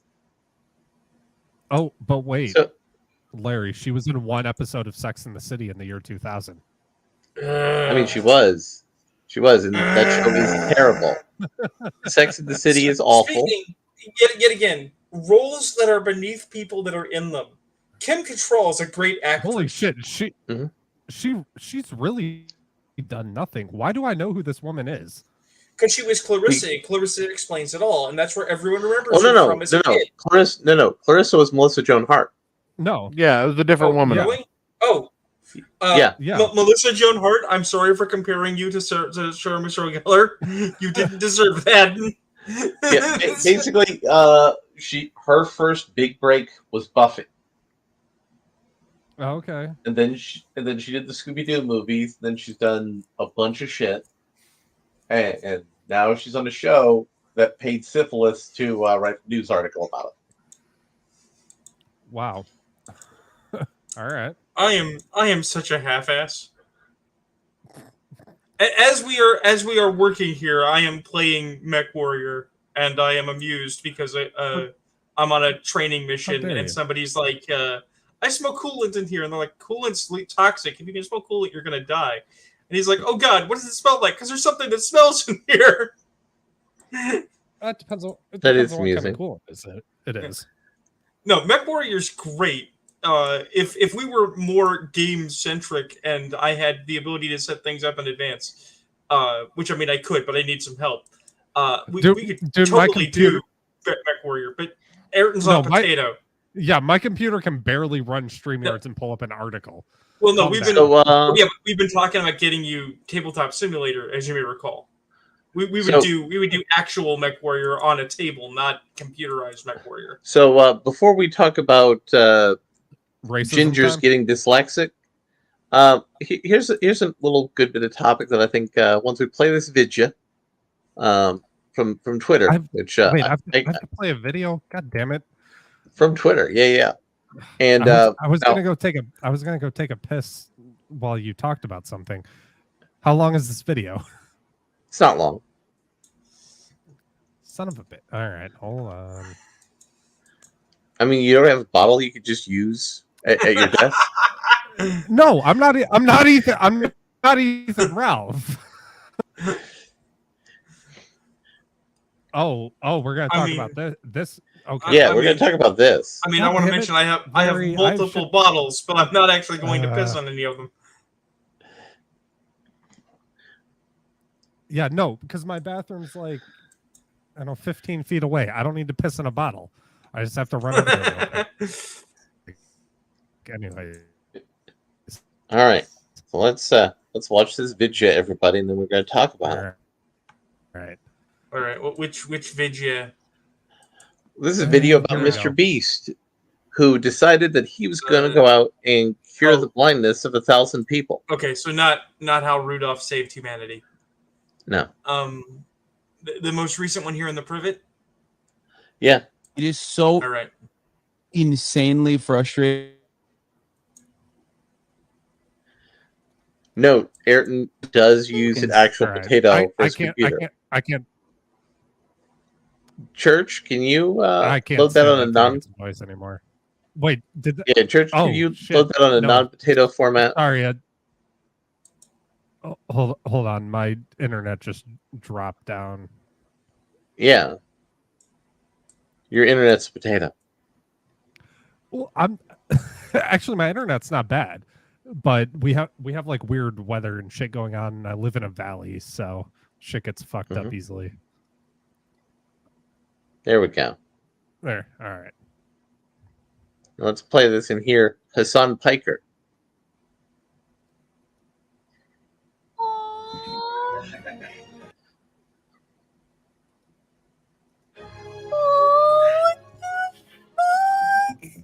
You watch this video, you go, "Oh, how cute and how nice." I watched the video and I'm filled with rage.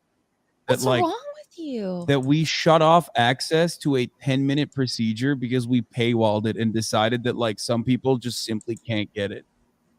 It is so insanely frustrating that it like it's up to like one YouTube guy to like decide to make content out of it that like that people who are too poor can't just fucking see. That's insane. Anyway, sorry. It's just like a deeply, deeply frustrating concept. You pay for my surgery? Yeah.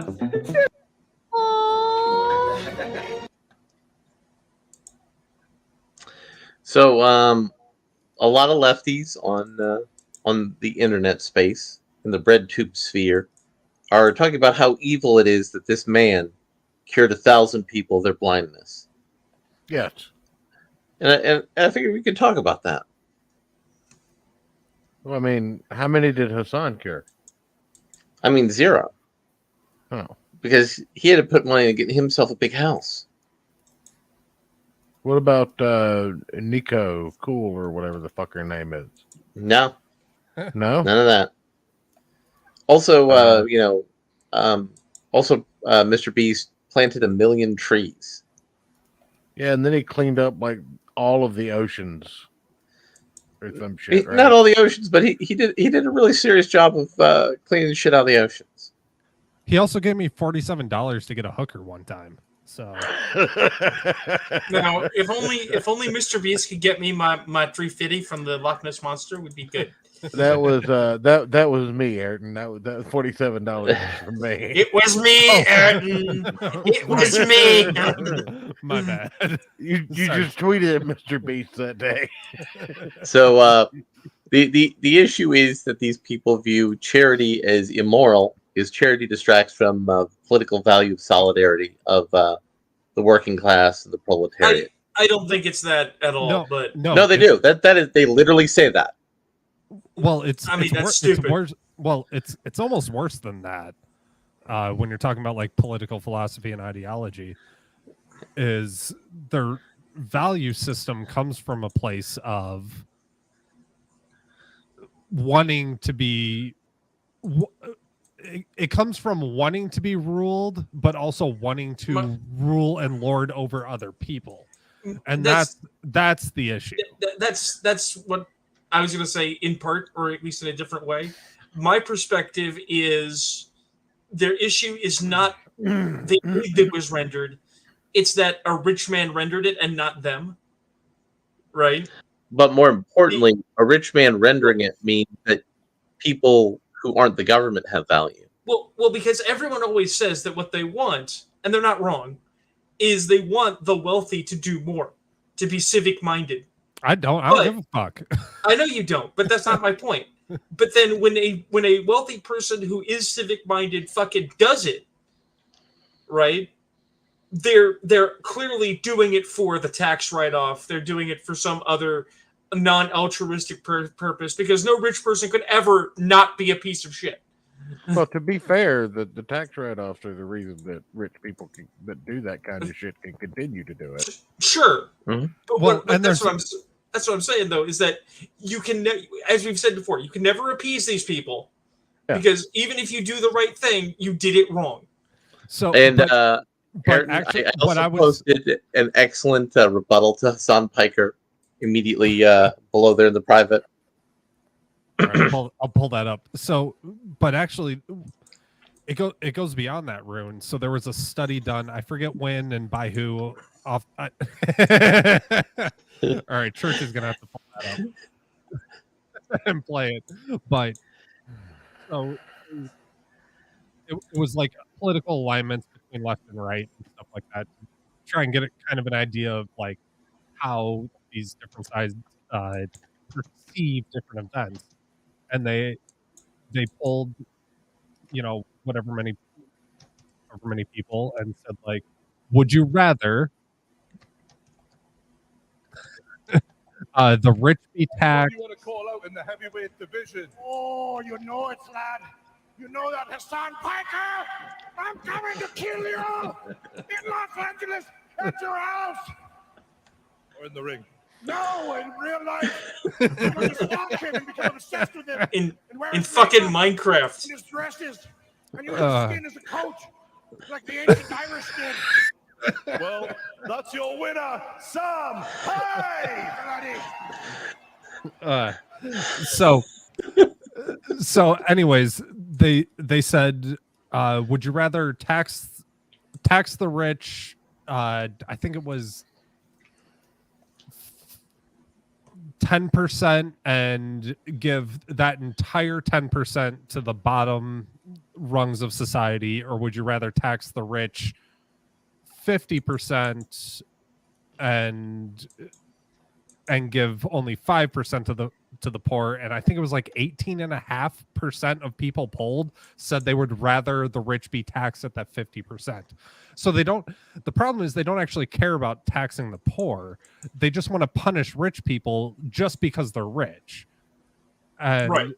The area I've lived for a long time and worked with and stuff, I see that all the time. There's this weird, I don't know if it's just people haven't gone and experienced like the world, like not America, or what, but it's this weird thing. Like I don't have this. I can't afford to eat steak every day, so that's an injustice, and it blows my mind. Well, it's like I'm sorry. That in Detroit there was a man who realized that modern problems require modern solutions. So he decided, you know what? There's a lot of raccoons here in Detroit. What I'll do is I'll catch raccoons and I'll cook them, and then I'll sell the raccoon meat. And then I'll go out there and I'll tell people how to hunt their own raccoons and make raccoon meat. Yeah. Which is a viable option. I don't know. I'm not eating the raccoon just as much as I'm not eating the bugs. I wouldn't eat like city or suburban raccoons, but if I was like way out in the brush, yeah, sure.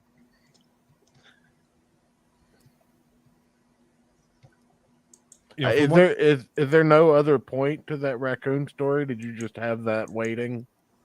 Like, is there no moral lesson to that? Is that the end? No, the lesson is the moral lesson is Detroit needs to be destroyed with an atomic bomb. So I actually had this discussion with somebody fairly recently. So Detroit's actually built in essentially a wetlands. A lot of people don't realize this. It's actually below the sea level and kind of like underneath the lake. the Detroit River. So technically, if we bulldoze the 93% of the city that's virtually uninhabited and turn that into farmlands, you could easily farm a ridiculous amount of crops, including stuff like rice, which it's tedious to grow, but it's fairly easy. It's a fairly robust plant. We could grow it up here, and it's pretty cheap to grow and make. We could do so much more beneficial things than let's bring Detroit back. Detroit pride. Kid Rock. Bro. I love Detroit, but I live an hour north in Clarkston and on this ranch where nobody can get to. Bro, you don't need to use demolition things. You just need to have the people in Detroit steal all the copper out of the drainage ditches and wait for good rain. Do you remember when that happened, Aaron? Yes. You remember that when that happened? Yes. I was working for a Detroit utility when that happened. Dude, that still happens. Telegraph and like Lasher, like that area of highway, like 96 and 96, that still floods every time we get a huge rainstorm to this day. Every single time. Because the damn city is essentially starting to bow down because it's wetlands underneath everything. Look, Detroit has a number of problems, and people need to accept a reality. It's an unfortunate reality. It's not one I'm happy about. But just like Flint, Michigan, the auto industry is never coming back. Oh, no, not at all. Well, look. Omni Consumer Products is willing to buy the entire city of Detroit for $5. I am still pissed that fucking statue of RoboCop is not out for the public yet. I want a statue of RoboCop, like a statue of Rocky Balboa, in Detroit. I want it now. I want a statue of RoboCop fighting Rocky Balboa in Detroit. No, well, actually, also good. Well, hold up. RoboCop never fought Rocky Balboa, but he did do a tag team match with Sting. Oh, yeah. That is a thing that happened. Yeah, I remember. It was like 97 WCW right there. Yeah. Or no, 96. This was before the NWO, wasn't it? It was. This was back when WCW was even more insecure. But I mean, hey, if that company is offering $5 for the city, I'll put $100 down and I'll do something with it. I don't know. I'll make money off of it. I don't give a shit. Wait. Where'd you get $100 that I didn't get any kickback off of? Don't worry about it. I'm gonna need that kickback. You only got $80 to spend on Detroit now. So are we ready to talk about Hollywood getting dyslexia and switching their G's and their N's around? Oh, Jesus Christ! I feel like you stole that joke from me because that was my joke. Yes, but I also made that joke too, and it was great timing on that joke. All right, here we go.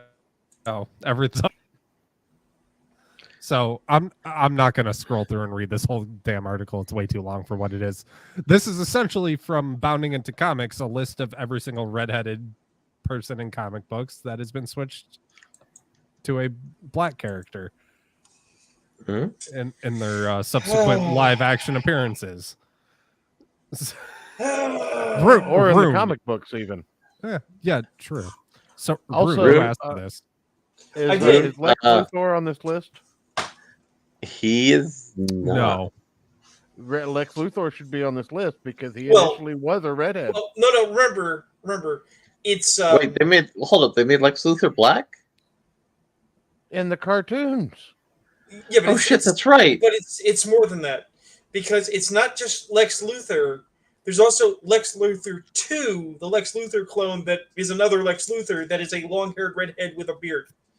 Yeah, and Alexander Luthor was a redhead. So I mean, all versions of Lex Luthor that have hair. In fact, it's worse than that because no, they let Lex Luthor keep his red hair, but he had to be Jesse Eisenberg.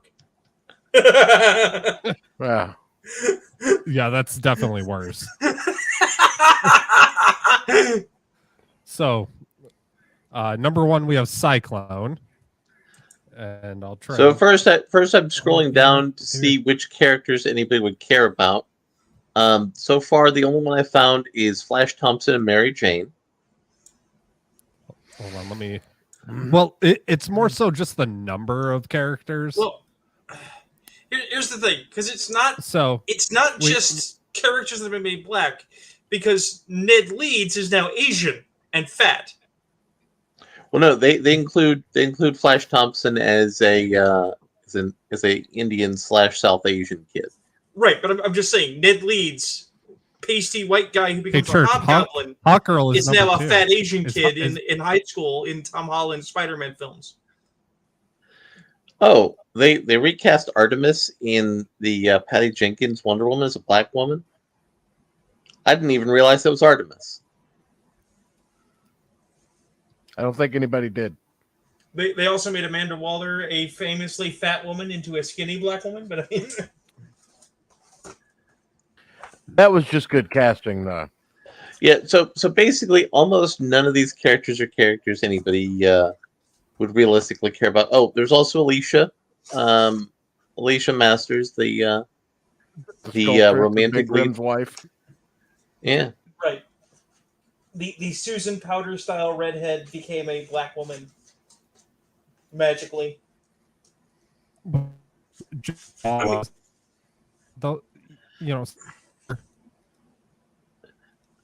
And I mean, they have Ariel here. I mean, some people care about Ariel, but really, The Little Mermaid's trash in the American version. Be careful.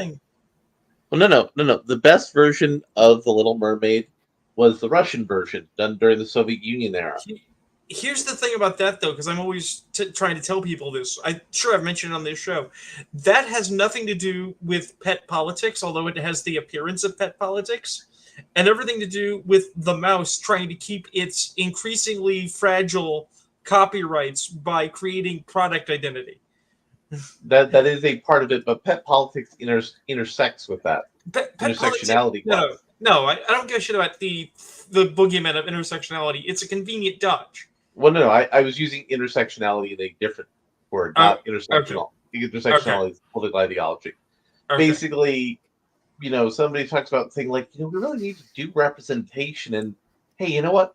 If we made Thor black, we could make the IP stronger by taking whiteness away from Thor as a core Thor characteristic. Oh, shit! How did I not think to bring this on the show? Keep talking. I'm going to pull up a thing. You guys will love this. This is good comic stuff. Will we? Excellent. Will we love excellent, this? Excellent. Oh yes. Someone in my Twitter feed has officially told us, bruh, tell Rune Warrior, whoever the fuck that is, to shut the fuck up about Mech Warrior. Eat a dick, Simulacrum. I'll talk about what I feel like. But interestingly, Rune Warrior to shut up about Mech Warrior. Since Marvel Comics Race War came up, there was some guy on Twitter who was giving Perch some flack about doing a review with his daughters of Marvel Comics Race War, and Perch doing his dad thing, saying, "Come on, isn't it great that there's a Black Lady Iron Man now?" And his daughter's like going, "No." Like, isn't it neat that they made the female Black Panther? No, this is boring. Okay. I found the post. I will share it. People are coming down on this hard because, oh shit, the person has blocked the post. I can't share the original post. Some motherfucker on the Twitch space tried to argue that any black character not from Wakanda isn't Uncle Tom, and tried to say that Storm was a mammy. I mean, there's a lot of complicated issues there. Yeah, but here's the thing. People fucking came down on this person like a brick. There are so many angry tweets going, "Fuck you, Storm is great." Well, I mean, first of all, that's a perfect time to use the classic Twitter meme of, there were 2 times to delete this post. The first time was before you sent it. The second time, right. but this person like said, for instance, that Storm Logan was just Storm being Logan's side piece when he can't get Jean's puss, and it's like, no, What? God, no, yeah. Oh, hold up. Yeah. Did you read those fucking comments? No, they clearly fucking did not. Because before they added in some more edgy characters, back in the day, after Claremont introduced both of them on the X team, those were the two people who did some dirty shit. But And they related to each other. But the reason I bring this up is not just because we're going to talk about how stupid this person is, but Church, you are the repository of all things ancient and true in comics. So you have to help me. Okay. Did Xavier recruit Storm when he rescued her on the streets of Cairo as a thief? Hold up. He didn't rescue her on the streets of Cairo as a thief. Yeah, that was just an animated series thing. Fuck the retcon. Because the retcon says that Black Panther directed Xavier to Storm in Cairo. Oh no! He never that saved didn't happen her. either. That didn't happen either. Or did he recruit her? She just picked his pocket. Right. And he was like, I'll remember you for later. Right. And then While came she back was and found her later. Well, that's the thing. She was still being controlled and manipulated by the Shadow King, which did happen in comics. Right. Because Xavier put the Shadow King's brain in the astral realm and then forgot about him, like he wasn't going to be a problem later. Right. But no, the thing is that did Xavier then recruit her in Kenya later, or did he recruit her immediately? In Kenya later, after some dude made her a goddess.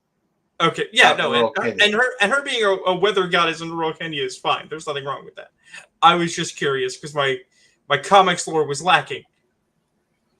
It's because they want to retcon that because a lot of people are saying, "Bro, Xavier was rich. Why didn't he save her?"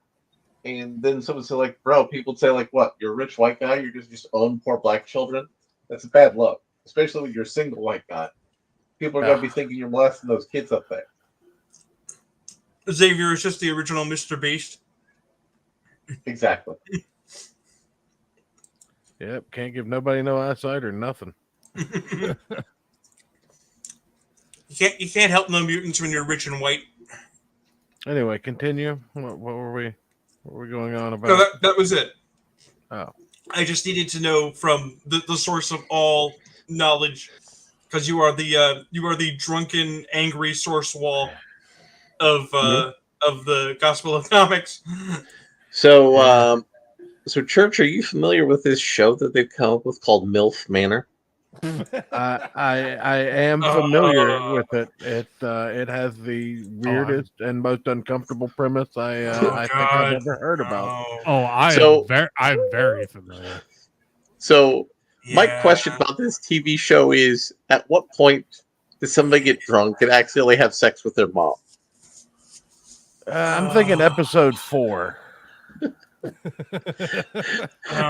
in your mind, Church, and in your mind, there's no if. There's only a matter of when. That's right. The three of us have all come to the conclusion of. Right. Yeah. It depends on what kind of porn you watch, really. Like we know what the develop. It's a bit telling, Ayrton, but we're gonna let it go. So Rune, the premise of this reality show, and I use the word reality very loosely because all reality shows are fake and gay, is a guy meets his hot MILF mom, and they go to a resort, and they then go bang somebody else's MILF mom. Right. That is the premise of the show. It's gross. So I'm curious. What I had this debate with somebody. Ayrton, we have to explain to you what a MILF is. You have bigger problems. No. What the difference between like MILF and cougar is? Like, because MILF stands for mother I'd like to fuck, right? What if the bitch has a kid at 18? Does that still constitute a MILF? I don't know if yes. Here's the difference. Here's what let me handle this one. Let me. Okay. All right. Okay. All right. First off, a MILF, again, like you said, does constitute any degree of motherhood from the age of 18 to older. However, a cougar constitutes a specific breed of older woman, not necessarily a MILF, but she's thirsty and she's trying to get you. Right. And she's a on predator. the hunt. Yes. So The a thing MILF, is, a MILF is a passive term. A cougar is a predatory one. a MILF. Okay. All right. Here's the thing. A MILF might be a mother, like currently with children, or might not, but it is implicitly domestic. She's not looking for it. The cougar is often post-children and is like, now that I don't have kids and I am still young and hot, I need that D. Oh no, not young and hot. No. And probably not my husband's D either. But I mean, they're not young. Not always the husband either. Right. And Yeah, they're not young. doesn't a cougar have to be at least like 38? If I would say 35 to 40. I've seen some young ones. Okay. See, But that's where I was confused. But usually they don't necessarily overcross with MILFs. Like occasionally do get those, but a lot of times cougars are more likely found in a bingo hall than a strip club. You know, they get a little too drunk at the karaoke bar. I'm gonna put this in the worst terms possible. Try to go home with every 18-year-old there. I'm gonna put this in the worst terms possible. Marge Simpson is a MILF. Lois Griffin is a cougar. Carry on. I no, Patty and Selma are cougars. Yeah. Oh God! Oh God, no! You know, let me just explain. Like, you know, you go to the bingo hall. There's a woman there with her kids playing the bingo. It's your MILF. And then the cougar is the one who comes up to you and says, "Hey, have you ever been with a woman who can take her teeth out?" Smells like cigarettes and No. desperation. That's a G MILF, which is a specific subset. Oh no! You don't. Hold up. Meth opens up the door for lots of people with dentures. Oh God. Okay. Well, so you know, as the musician here, I've had several older women hit on me at bars and stuff. Rune, I will mute your ass. All right. Oh my God. And so that's what. You know, I was always confused by that. Is there an age where a MILF becomes just a cougar? No, it's a state of mind. It's a state of mind. It's not a natural transformation. Usually, here's the question: because if we're going to be degenerate, let's be completely degenerate.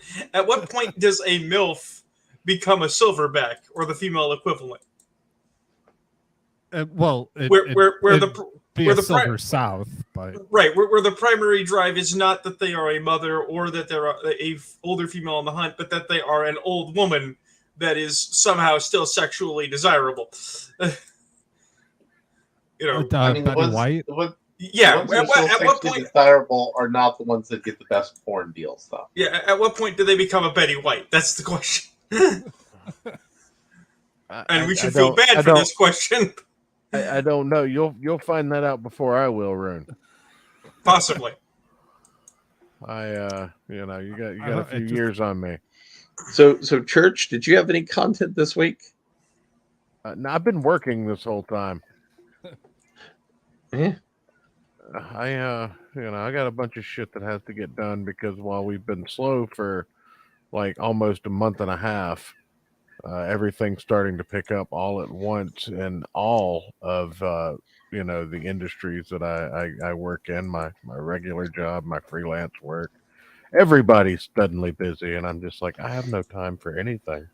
So I got one last thing that goes along with MILFs and domestic abuse and sexual harassment. Dude, I can't tell you how many times I've been sexually harassed.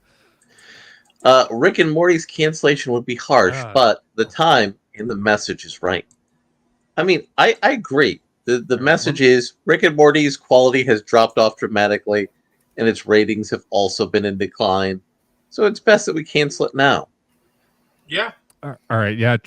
Church, just opening that article made my computer have a mild heart attack, so you're going to have to pull this one up. Comic Book Resources I'll Have you fix it before considered next not week. having spyware? You know, this is one of my problems with websites with adware. It's like I said, hey, turn off your ad block. It's like, no, I have literally got computer viruses from ads on goddamn forums. So no, fuck you. I'm not turning my ad block off.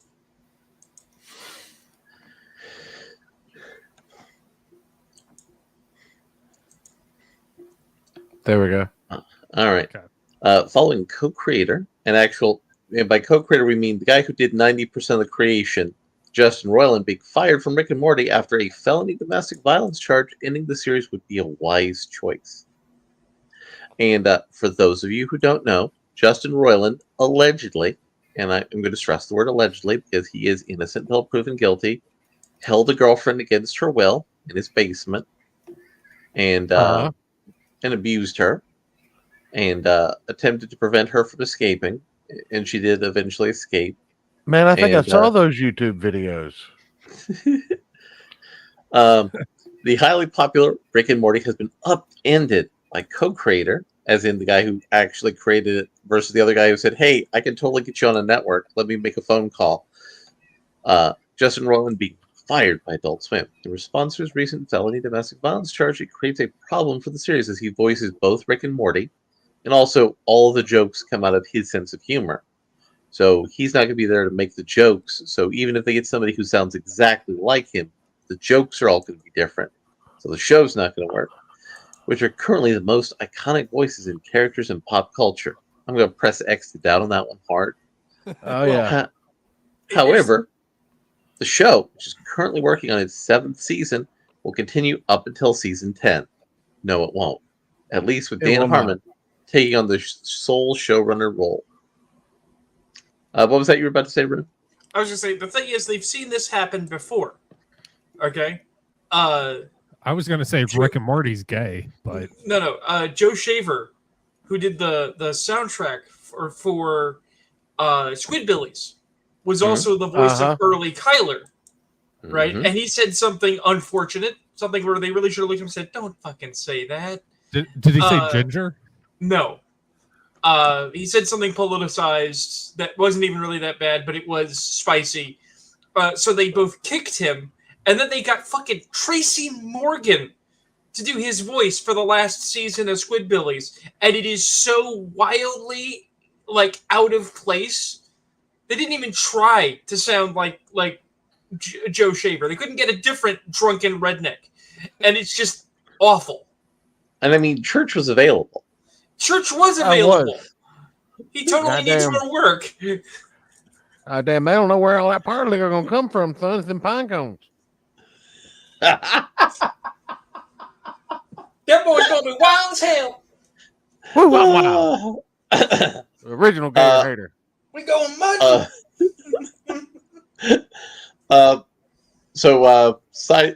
Sidetrack. I one time was on a road trip. Let me go get on that old truck, son. And I drove through Dothan, Alabama, and I giggled for a solid 5 minutes. Your guys' accents sound like I'm sitting in a recording of the Boondocks. Let us say the voice will be recast with Lord, make my pimp hand strong and true. Impersonating specialist Sean Kelly as a replacement. It's commendable that Adult Swim and fans are trying to conjure solutions for the predicament, but the time is right to end Rick and Morty. I mean, also, Justin Roiland sexually harassed people. Were you just talking about Unknown Henson? No, that's the voice of Early Kyler. Have you never seen Unknown Henson? I mean, I have, but I don't know if Joe has. Did I name the wrong person? I guess because this is the actual voice of Early Kyler. I'll pull it up. Go ahead. Go ahead, Larry. But the time is right to end Rick and Morty. I mean, shouldn't the time have been right when both Justin Roiland and Dan Harmon were both found legally liable for sexual harassment? The company had to pay out large sexual harassment settlements. I mean, that should have probably been a time to maybe not renew their contract. Well, that's the real trick, actually, is that when you think about the number of Rick and Morty alikes and the success of Solar Opposites, you very quickly begin to realize that maybe the reason they're kicking Royal to the curb is because he's becoming a big enough wheel that he is a danger to somebody else's entrenched management position. Well, no, the other Rick and Morty likes also fired him because I know. He helped somebody in a rape basement. It's a convenient set of circumstances. Yeah, but also helps the essence of the show. He actually did it. Holy shit! In the end of the 6th season, it sends right message to issues surrounding Harmon's checkered past. Blah blah blah, blah blah blah. So, should Rick and Morty go to Canada, get some medical assisted dying? Yes. I mean, that was pretty concise from Ayrton. I personally haven't watched Rick and Morty outside of maybe 3 or 4 episodes, so I'm not a fan personally. But Rune, Early Kyler is voiced by probably the greatest musician to ever walk the face of the planet. This is true. Mr. Unknown Henson. Who created such hits as one that I'm not sure Ayrton knows about. Are you ready for this? Am I ready, or is Ayrton ready? Are you ready, Ayrton? I guess. I ain't afraid of your husband, baby. I'll be over tonight. wait. No good to lock them doors and windows tight. I don't scare easily, so shut up and listen to me. I ain't afraid of your husband, baby. I'll be over tonight. Okay. So what's the big deal? Let down your hair. If you run around, he wouldn't care anyway. All right. Can I sue for copyright infringement? Because I'm pretty sure that's what my dating profiles say online. Ayrton, I think we found your long lost father. I think we need to get you two in the thing saying, "Hey, listen, did you ever were you ever living in Michigan and then you went out for smokes one day and never came back?" Look, the deep dark secret is that Ayrton is actually a Michigan land squid. Oh man! I mean, how many blues musicians is that their story about their daddies? They went out for cigarettes and never came back. Not that many actually. Yeah, that's more of a country western red solo cup sort of thing. Yeah. Oh god, no! Unknown Henson. That's the voice of Early Kyler. Yeah. So I guess it was a producer, but I don't know that it was the voice. It might have been the voice of one of the kids. Well, no. It might have been Henson, but Henson's still who got punted and replaced by fucking Tracy Morgan. And I know it's Tracy Morgan, which is awful. Yeah, Captain Caveman. That wasn't even a good role for him. Look, my introduction to Tracy Morgan was on Mad TV as a guy who wasn't very funny, and then he was on and then he replaced Alec Baldwin on a show called Scare Tactics and wasn't very funny. Right. Then he was on a show with Alec Baldwin called 30 Rock, and wasn't very funny. You know what? I'm trying to think of anything he's been in that I've liked. You know what I think, though? We should get a new Scare Tactics starring Alec Baldwin. I think the time is right for that project. Yes, it's time for Alec Baldwin to gloriously return. Yeah, the intro, he just points a gun at the camera and pulls the trigger. And it's a 50-50 chance on whether he shoots the guy. So what if we do... Hold on. What if we do a Good Cop, Bad Cop series with Alec Baldwin and Keanu Reeves? And Alec Baldwin is just threatening to shoot every single person he interrogates. It's got to be Rob Lowe and Alec Baldwin. Okay. Yeah, I think that's the ticket. Well, I say Keanu Reeves because he's actually fairly skilled in like firearm stuff. Right. I don't want anybody to hurt Keanu, and I know that Rob Lowe is immortal. So, but I have an idea what we can close up with. No, I had an idea, and then I felt sad that I was thinking about the idea. That's my favorite side next to Rune's sigh of exasperation when me and Church get going. Yeah. So what were you thinking about, Larry? I was thinking about how what we should do is we should have gotten Sam Hyde to be the new voice of Rick and Morty. Yeah. Get the what was the name of his show that they canceled? I don't remember, but I think bringing Sam Hyde's humor to Rick and Morty could take Rick and Morty to the next level. And he doesn't change his voice between characters; it's just the same voice. Yeah. It's just him reading the script. You gotta get. I mean, that's okay because Morty is secretly a Rick clone. What's his name? The one that Boogie almost shot. Oh, we gotta get him on there too. Frank Hassel. Yeah, we gotta get Frank Hassel on there too. He can play the voice of the daughter. What's her name? Summer. Yeah. Oh, you fucker! I was just taking a drink of water. Hey. Alex Jones could be Rick. Sam Hyde could be Morty. Well. See, here's the thing. Since you have dozens of interdimensional Ricks, the obvious answer is to style them after different people. So Alex Jones being Rick is just Conspiracy Rick. Conspiracy Rick! Also Pickle Rick! Pickle Rick is a psyop! Pickle Rick doesn't exist! I feel like Alex Jones should be Pickle Rick. Yeah. I turned myself into a Pickle Morty to fight the globalists.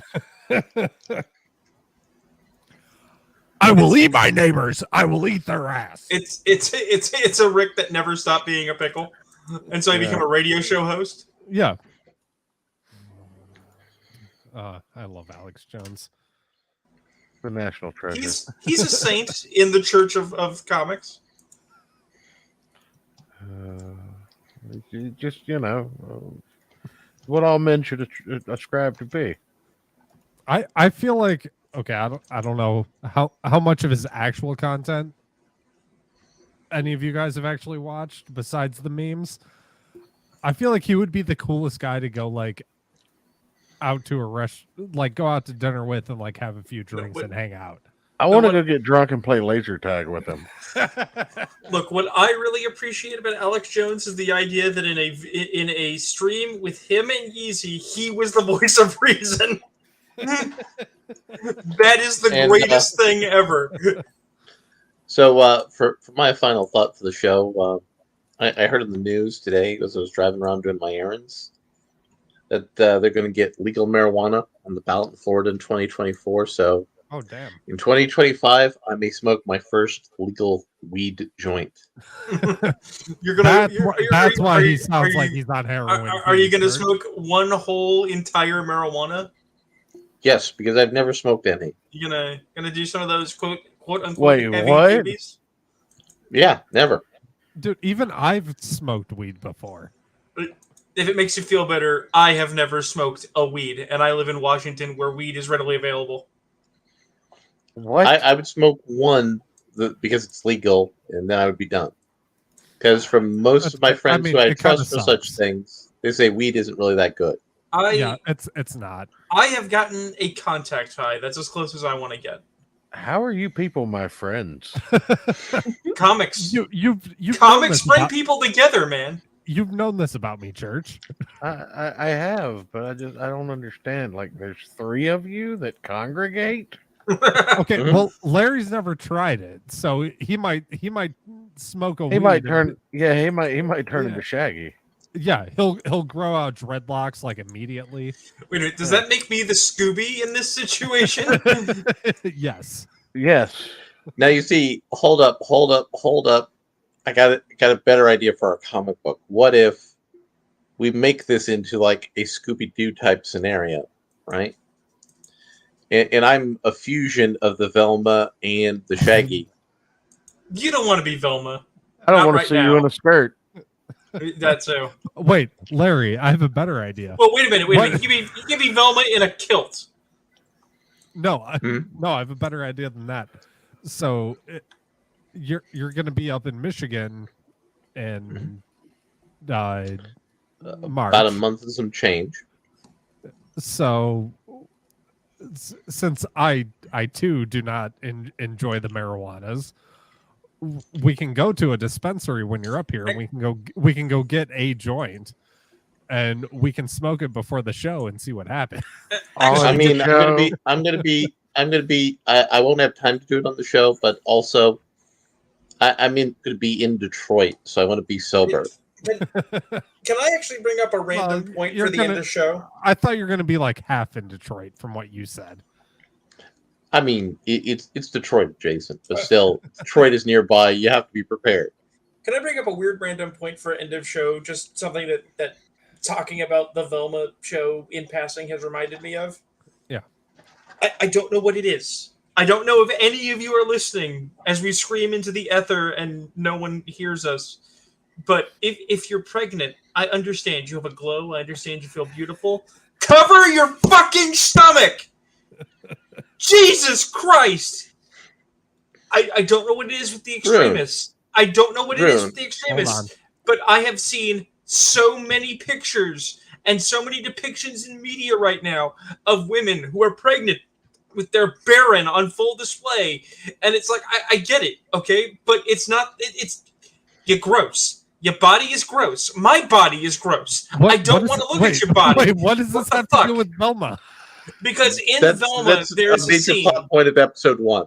In one of the episodes of Velma, he's talking to Velma is talking to their stepmother, who is pregnant, and she is being photographed as a nude model. And the entire time that the photography is going on, they keep having these disgusting bulges appear as the child kicks and moves inside the Baron. It is the most vile thing ever.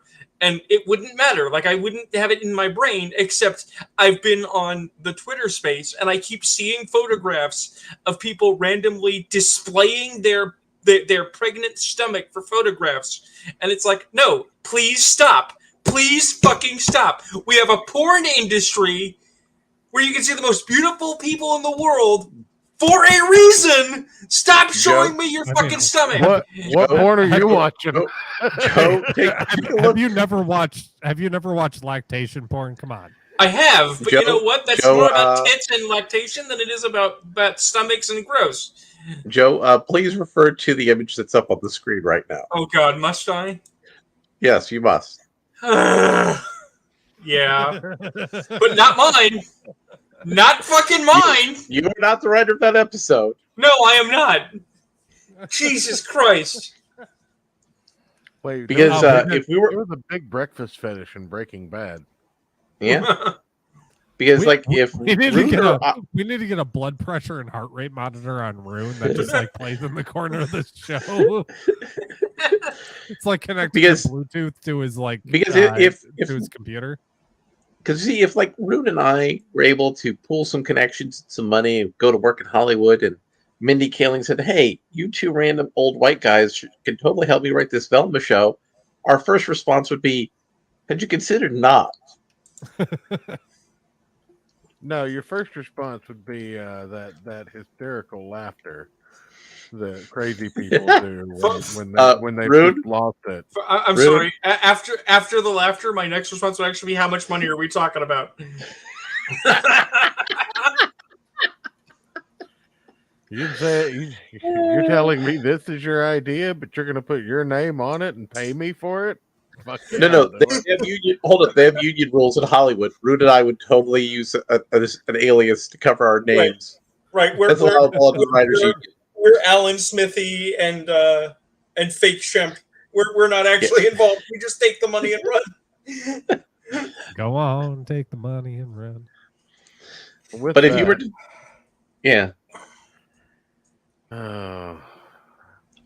there's a missing end there. See, here's the thing. Did they take the N where they placed the G somewhere else? Hey, put God Night. That was already up. Wait, what? What? What? What? Nobody Good saw night, that. everybody. What? Good night, everybody. All right.